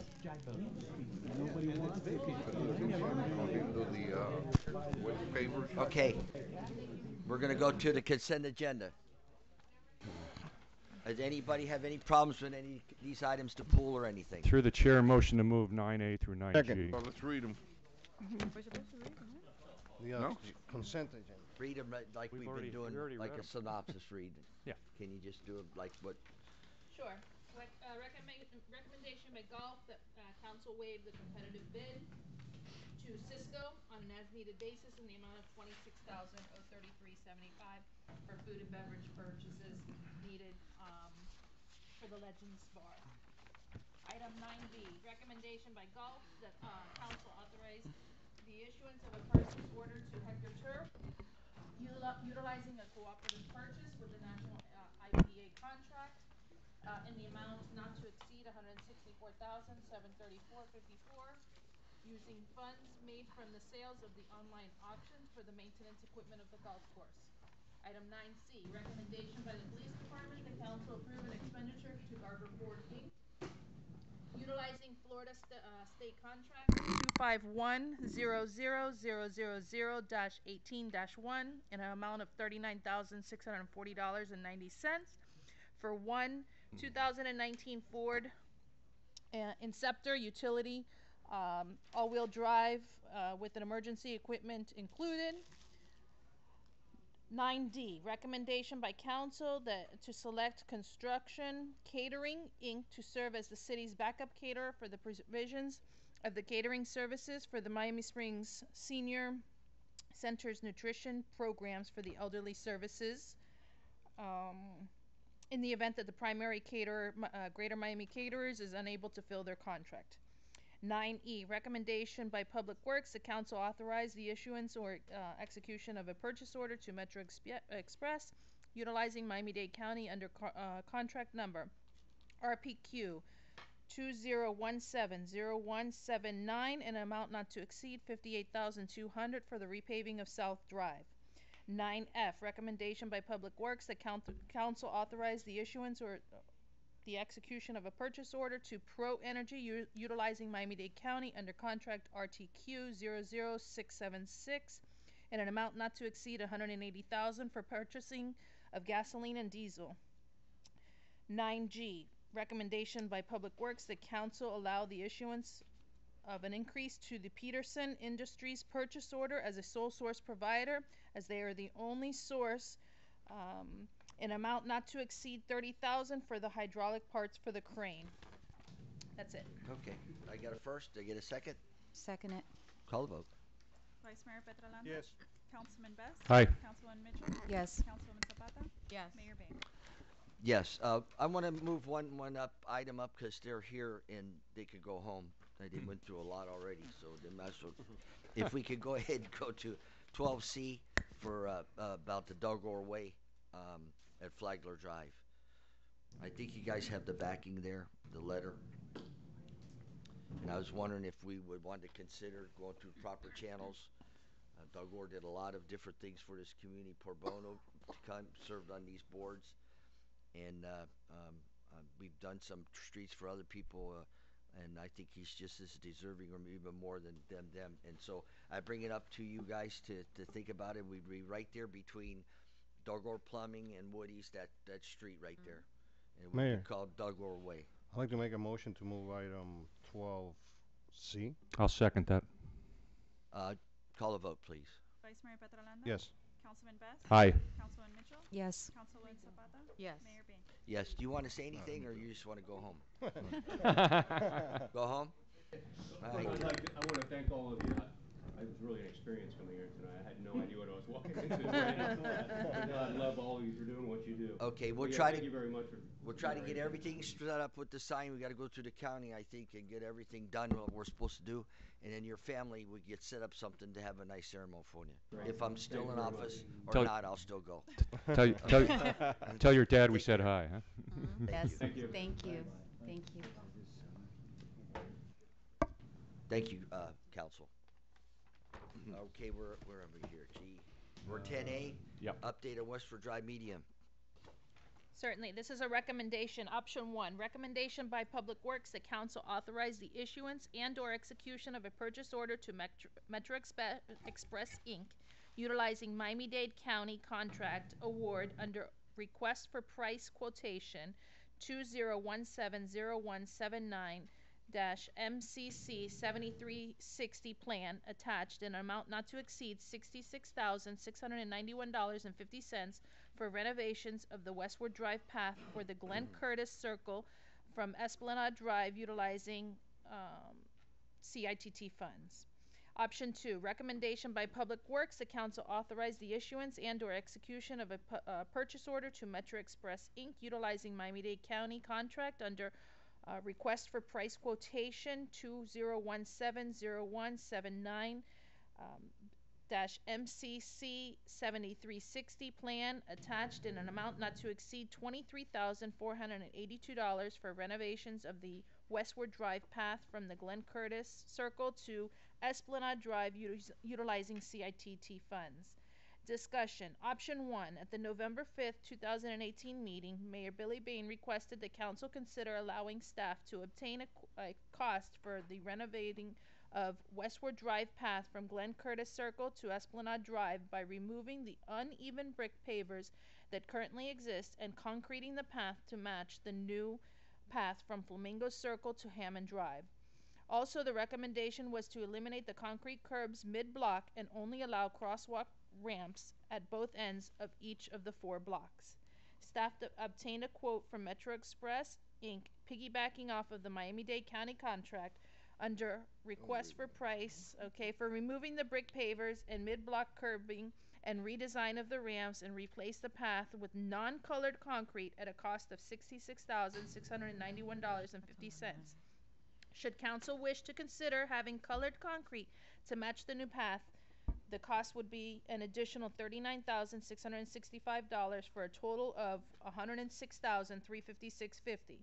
Option 2, at the November 26, 2018 meeting, council requested that staff obtain a separate cost for removal of the mid-block crosswalks and adding concrete walkways from the existing ends of the pavers to the intersections of each block to connect with the ADA crosswalks while leaving the walkway with brick pavers as is. Staff obtained a quote from Metro Express, piggybacking off of the Miami-Dade County contract for the removal of the mid-block crosswalks and adding concrete walkways from existing ends of the pavers to the intersections of each block to connect with the ADA crosswalks at a cost of $23,492. Council also requested further information as follows. 1. According to police, over the past 5 years, there have been a total of 11 slip and fall reports. Number 2, over the past 5 years, there have been 2 lawsuits filed. I'm sorry. There's going to be a correction. There have been 4 lawsuits filed against the city. Number 3, according to the Public Works, during the 2017-18 fiscal year, the city spent approximately $6,000 repairing pavers, and it changed to 10. I must have an old one. Sorry. $10K repairing pavers in the 4-block area, 152 man hours plus 200 man hours plus 2,200 of the to an outside contractor. I think I have the old memo. Sorry about that. Mayor, can I make a motion? Well, wait. Okay, you done? Yes. Yes. Yep. Okay. You can make a motion. I'd like to make a motion that we move item 10A with option 1. I'll second that. Do I have any further discussion on it? I would like us to, I have some questions, Mayor, of the slip and falls. Are they on the pavers or are they like crossing? Because I know we've had some incidences of people, crossing the street at those openings where they shouldn't be. We should be directing them to the crosswalks. No, we asked them specifically for anything related to the pavers. pavers. Okay.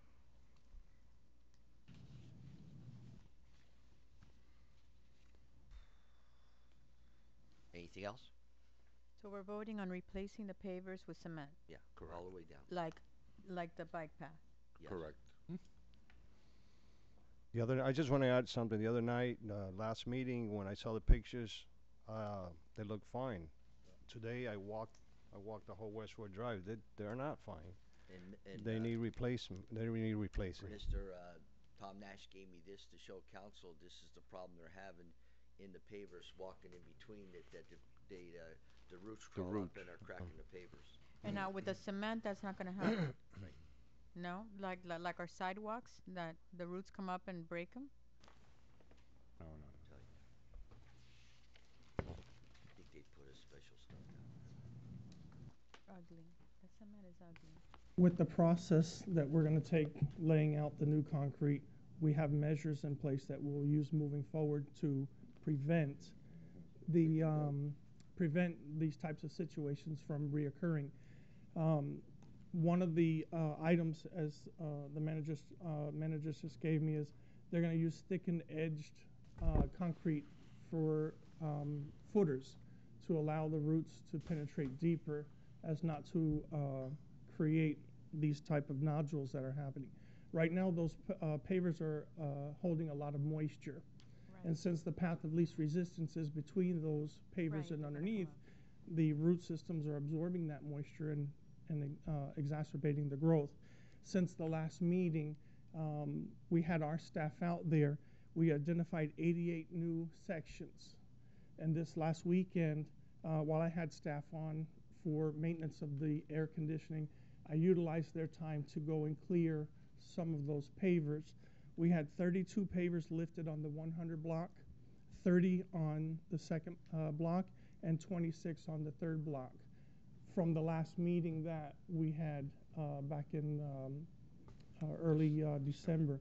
This route that we brought you tonight was part of what we pulled on Saturday. I just like the distinction between the bike path area and that right in front of that commercial piece, it's a little bit different. So even if it were cement, but it were like stamped a certain way where it was more, it's not a bike path. Right, but that's going to add additional cost because it's I more know, labor. but even as it is, $66,000 for cement is for that. We have to remove the pavers too. Well, and that's the other we thing. looked at various options to reduce the cost. We were trying to see if what would we benefit if our staff removed the pavers. Then we'd have to have the cost of getting rid of that material. So there really wasn't a savings for us. That's where I was going next. I'd like to see if we can give the pavers away to our residents or hold on to them so we can use them somewhere else. I wouldn't want them to but we take have the it. same problem somewhere else. We're not going to want to use them somewhere Well, else. We're going to have the same problem. I Then think we're going to have to depends where you use no, them. I think there is a potential. I agree with you totally. I hate to pay to, these are beautiful pavers, to Right. have them hauled away, and they're going to resell them anyway. Exactly. So either Or end up in the trash available can. for residents or perhaps for that area, and I know we briefly mentioned it across from, I can't think of the name, by Papa John's. That little parking space that we made, which someone has, approached me, and I'm sure they've probably approached some other council members about making that a little nicer. The right-of-way of Curtis Parkway is by Beatty County. And one of the issues that we had in the past is anytime you create a solid surface there, we're required to put drainage. And in order to put drainage there, you're looking at $150,000 to $200,000 because you can't just develop one area. You've got to develop the Tom, whole and those block. aren't permeable? If you put sand, the water goes through it. So You those have should be- you have a compacted surface under those brick, so the roots of the trees can't penetrate through that surface. So they're thriving on the sand that's underneath those brick, and that's why they're coming up instead of going down. No, she's asking you that the pavers, if they're actually a permanent surface or If we were to put them in that parking lot space that we created by Papa John's, they're permeable. If the way they're laid up, my understanding, because you put sand in between, right, or it's still Right, but you would be so the water runs through. It's right, still, but it would still be provides- creating a solid surface. We'd still have to design drainage. I'm sure you can find somewhere to put them, right? We just don't have to throw them out. I'm just saying. Tom, is there a place to store them? Yeah. Once they're evacuated and behind the school. We'd probably move them out to the golf course, one of our sites out there. Or maybe just give them away to the residents. And that would take off But you still store them there. $8,000. You could store them there, and you could just go ahead and make a program if any resident wants to pay Right. for their. Yeah, just but store then 'em, yeah. What you're saying is, And it's a historic paver from Westward Drive. Yeah. There you go. How nice. I know that it's gonna grow fast. Money raiser. I'll take a few. All right, so we're gonna go ahead and the motion is to replace and then, I guess take that motion down. Well, simply to save the pavers and Right. to, Right. to Just store them add, in an appropriate area. Right, Yeah. okay. And then, the thought is we'll come up with a solution of what we're gonna do with them. Sure. Okay? Yeah. All At right. least the city will still first have and them. second? You got Yes. it. Call the vote. Vice Mayor Petrolanda? Yes. Councilman Best? Aye. Councilwoman Mitchell? Yes. Councilwoman Zapata? Yes. Mayor Bain? Yes. And just to be sure, in that part, we're including that they're going to get rid of the openings in the middle of the street. Yeah. They're closes Yeah. off of it. We're gonna put that at your house. Yeah. At your house. Okay, we have Feed right to my house? like a 11A. bridge? This is a resolution of the City Council of the City of Miami Springs, Florida, approving a mutual aid agreement between the City of Miami Beach and the City of Miami Springs to ensure public safety by providing adequate levels of police services, providing implementation, and providing for an effective date. In your packet, you have a memo from Chief Guzman, and under his discussion and analysis, this mutual aid agreement will provide the City of Miami Springs and the City of Miami Beach, Florida, voluntary cooperation and operational assistance between the two cities.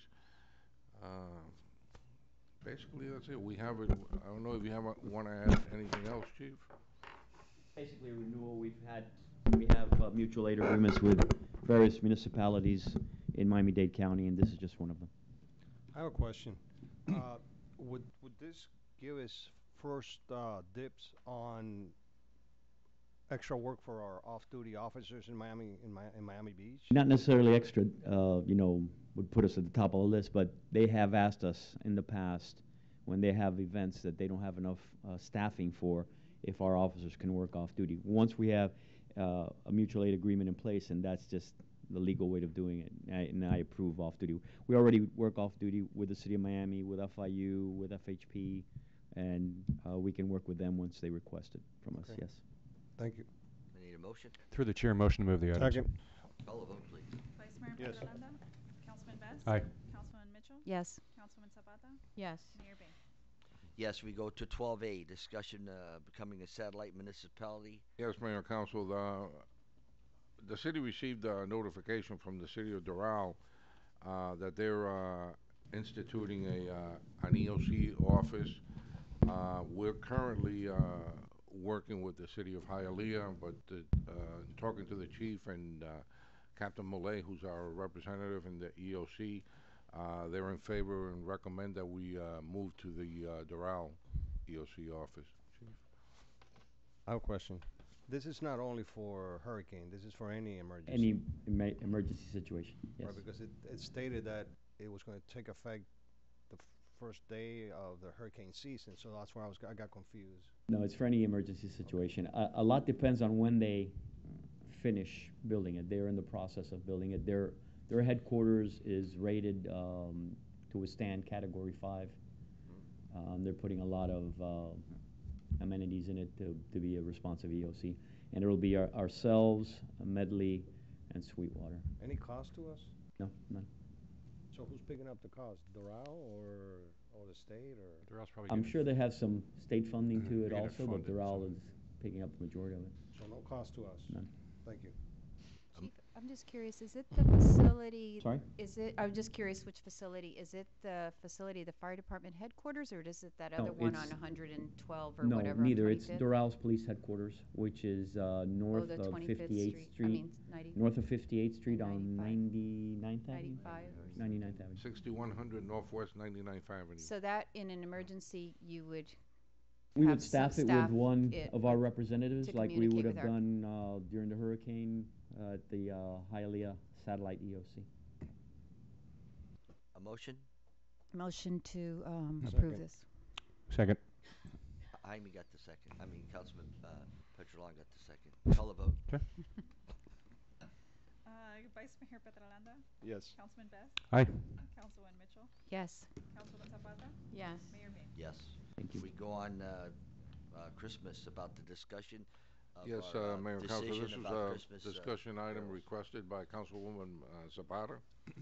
Yeah, so I had a few calls from residents who questioned why at the event over at the gazebo there was not Christmas music, religious music, and part of their complaint was not just that it wasn't there, but that there was an article in the Gazette written by Wally Clark that stated that the council had voted not to have it, as had other municipalities. And so the community was, you know, we are pretty much a religious-based community, whether we practice different religions. We do pray, do invocation here. And so they were pretty upset about that. So I had spoken to our city attorney and city manager, and my understanding is that we, of course, never voted to not have that. So I'm asking Tom Curtis to please retract that on the paper and make sure that the residents know that that was an error. And that in the future, when we do have the Christmas event, that it does come to council in terms of, we had Ray's Guitar was the one that did the music, correct? Correct. Yes. Yeah. And that we sort of are informed as to what's going to happen so that we have knowledge of it and it doesn't come to surprise us. That's all, that we just have knowledge. And I don't think that we had that this time. We just assumed it was going to happen and it didn't, and the residents really were very they were offended by that. So Thank you for getting that clarified. Yes. We go to D, request of Councilman Mitchell, discussion of the bed tax money. Yes, we've been hearing in recent months a lot from our residents about, you know, the lack of police presence throughout the community, that, you know, people are speeding, that they don't see the police there, and it doesn't detract people from, you know, blocking intersections. I know you're all familiar with it.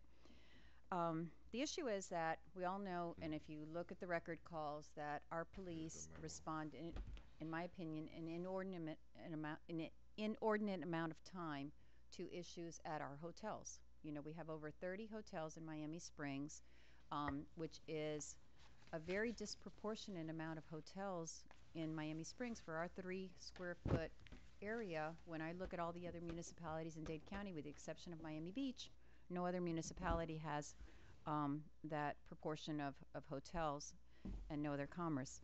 So our police have to respond to the incidents at the hotels, at the over 30 hotels, and that takes them off the streets of Miami Springs to perform other issues, to perform other services for our residents.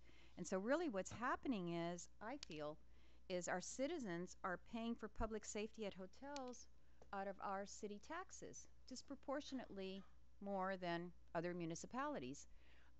The only exception, like I said, is Miami Beach, but Miami Beach has the ability to collect their own hotel taxes and use those. And Bal Harbour and Surfside, those are the 3 municipalities that have the ability, as you may know, to assess their hotel taxes and collect them. And that falls under the municipal resort tax for legislation. So I just wanted to get this conversation on the table, and perhaps I guess I'm going to propose that we agree or ask for your support to direct our city manager and our attorney to start looking at ways that we can recover some of this bed tax, tourist bed tax, and there's 2 ways that we can do it. And I know when we were in Tallahassee last year, Councilman Petrolanda and Councilman Best and I were in Tallahassee last year, and we proposed, you know, we brought it up with the legislature there, and it kind of something is underhand right now with working with other municipalities to see if we can change that. But the problem is that other municipalities, Doral and all these other municipalities, they have no real skin in the game. They don't have this disproportionate amount of hotels. So yes, they might want to get in on the conversation, but we're the ones that are, you know, it's an unfair situation for us. It's unfair to our residents, it's unfair to our community. It's very inequitable compared to other municipalities with much less hotels.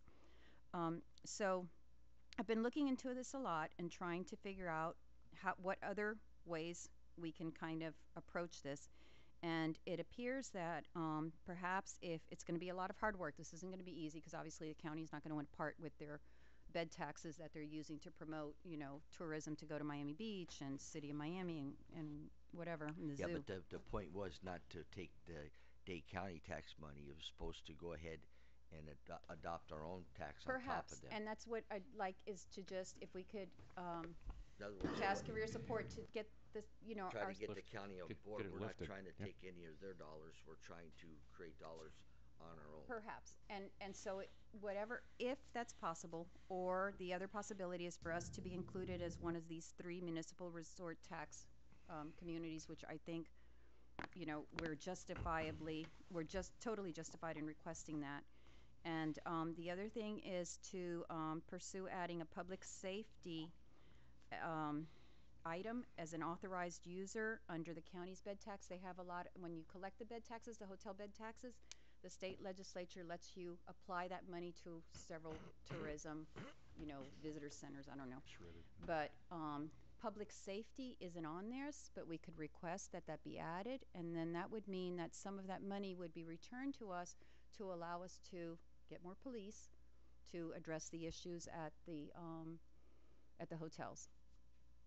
Well, Councilman Mitchell, through the chair, I should say, I think, and I'm pretty sure that when Miami Beach got this dispensation, if you will, that argument was used, and perhaps successfully. So I applaud you bringing this up.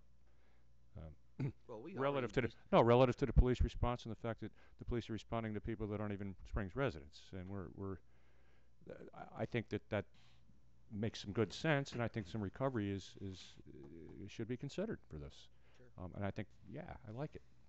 And so I think what I'm just asking is if we could agree to ask, this is something on our agenda that the city will pursue options along with, I know we have our lobbyist is kind of looking at a big group. I don't think a big group of other municipalities that is going to work, because I think we need to justify that we're very unique in this situation and belong with this with these other municipalities, the 3 other, Ball Harbor, Surfside, and Miami Beach. Yeah, and our proximity to the airport, I think, really gives us a big plus in that. Yeah. State. State did. Well, the county gets the money, but it's a state. I think it's And metered. the statute was passed, the 3 cities were exempt by statute. They were grandfathered in. Their grandfather. Yeah. But the state makes that decision. Depending on how we go about it, part of the approval requires state change. And we had talked at one time about establishing our own fee, hotel And perhaps tax. that might be. And what, in answer to, you had mentioned that Ybor City had done that. And we did some checking, Dan and I, and it turns out that after they did that, the state is suing them now. Cochran, who's no longer there. Yeah. Right. So that may Yeah. not, that's why I'm saying there's several options, and I just think it's really, and right now that we've just had the election, which, with the 2016 election, when we have a lot of state legislators that are up for re-election, there's a lot, there was a lot going on. I think this is the time right now at the beginning of 2019 to start pursuing this. Okay. Mayor, I like the idea and I'm willing to support it, but I think we should ask the city manager, is that an undertaking you can take? Do you have the staff, the manpower to do something of that magnitude? Well, we've been trying to get bed tax money. This is nothing new. We've been trying for years to the county was a brick wall. Then we tried to do setting up our own bed tax and working with the state on that. I know Dan's been working on another plan with different cities to get together, 3 or 4 or 5 big cities, and get together and do a push to the state, which might carry more weight. But other than that, I don't know how much we can do. I mean, the county is not going to give up that money very well. Well, I don't think the county isn't going to give up any of theirs, but maybe the county can help support us in the efforts. Establishing our own. I've been doing best I can with it too. We'll see. We'll keep trying though. Yeah, I don't think the occupancy level at the hotels would be greatly infringed if we were to raise and make that funding available, back to the Springs, and not even touch county money. I mean, and our citizens are asking for the police, to see the police on our streets, and they're, responding to these hotels. Yep. Is there any way, as a situation where we can have, if we can't get any money, is there any way of putting in any kind of stipulations that the hotels um, is there any way we have the hotels pay a fee for our police? In other words, in other words,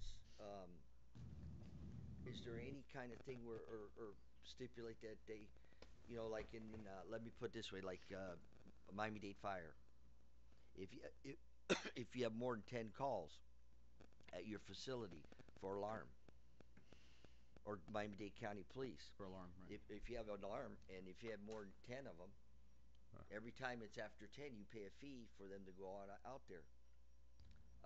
That's false alarms, though. But I'm saying there's still a process of them getting a fee for a service. I don't know. I mean, Mayor, off the top of my head, I'm not aware of something I'm just to that effect. discussion. Right, of course, sure. I'm not asking for an answer. Okay. I'm throwing this out. If there's any kind of stipulations that maybe we can't get it through a bed tax money or anything, but maybe we can get it through a covenant of a service agreement that they're going to supply X amount of dollars from the whole community the whole community of hotels to help supplement our police department. I mean, we can look at a few Just options. As William said, I mean, the lift at Tallahassee is going to be difficult. I mean, the idea was to, after the mayor put that resolution on the agenda and got it approved, to try and get other cities to create some critical mass, some political heft, if you will, to get the state to do something. When we were turned on by Councilman Mitchell to what Ybor City and I always forget the counties, Pinellas County or Pinellas County. Pinellas County. Essentially, Ybor City and Tampa were able to create an area for which surtaxes were imposed on hotels. Theirs was a little bit different. They did it for, I think, marketing purposes, and the state ended up suing them. But the idea was that they had the county support to create some additional revenue for marketing purposes. It's possible that might be available to us for public safety issues. Sure. I know that the county has advised that those dollars are committed. They're pledged in a number of ways for other projects throughout the county. And just keep in mind that if we were to go with the state and ask for an additional tax or our portion of it, the county's going to fight us. The hotel industry is going to fight us. So it's about trying to find the path of least resistance to create additional revenue. So we'll do a little bit of homework and give it back to you if you guys give us a month or so, and we'll come back. Dan, and I believe to what the mayor stated, I believe I've seen it in our code or ordinance or something that we have the ability to charge. Now that he mentioned it, that we have the ability to actually charge for services, commercial properties for services, inordinate amount of police services. We do have that in our too. Yes, I think it's in there.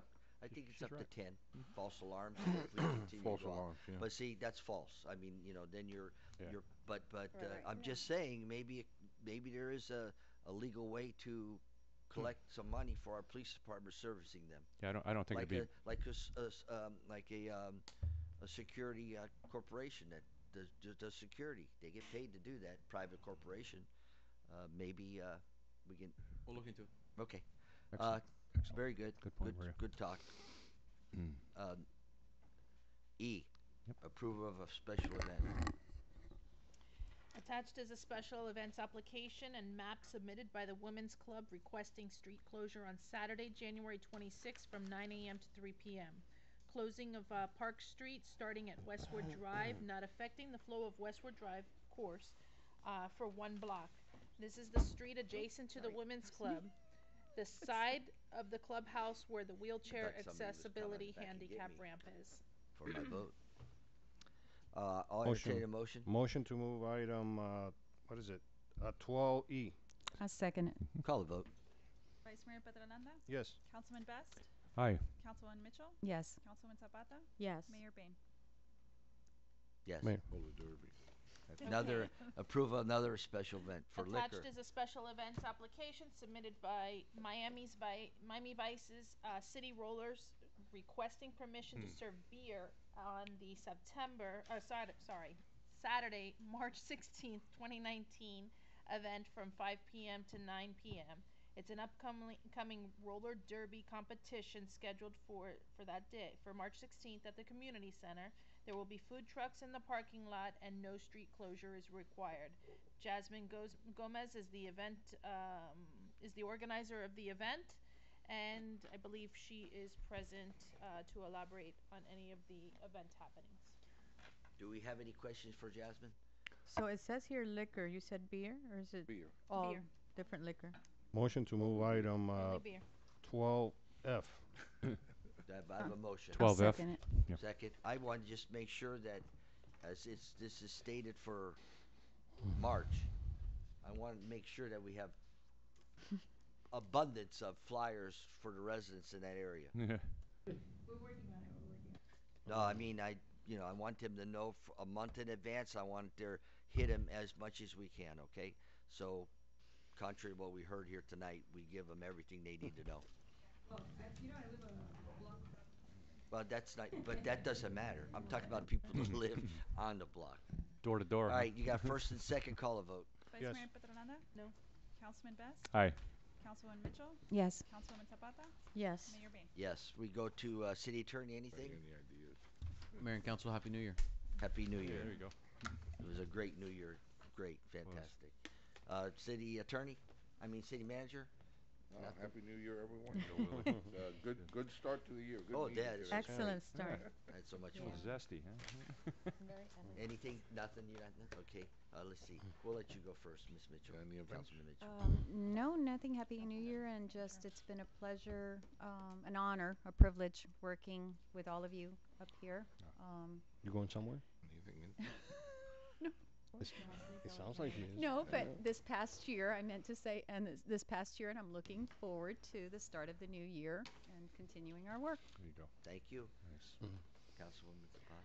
I just want to say I know Omar Luna just left, but I want to make sure that he knows that his staff over at the Aquatic Center and the Recreation Center did such an excellent job of assisting me this weekend when I rented out there for my son and daughter-in-law's baby shower. What a nice group of young people, and just how enthusiastic and helpful they were.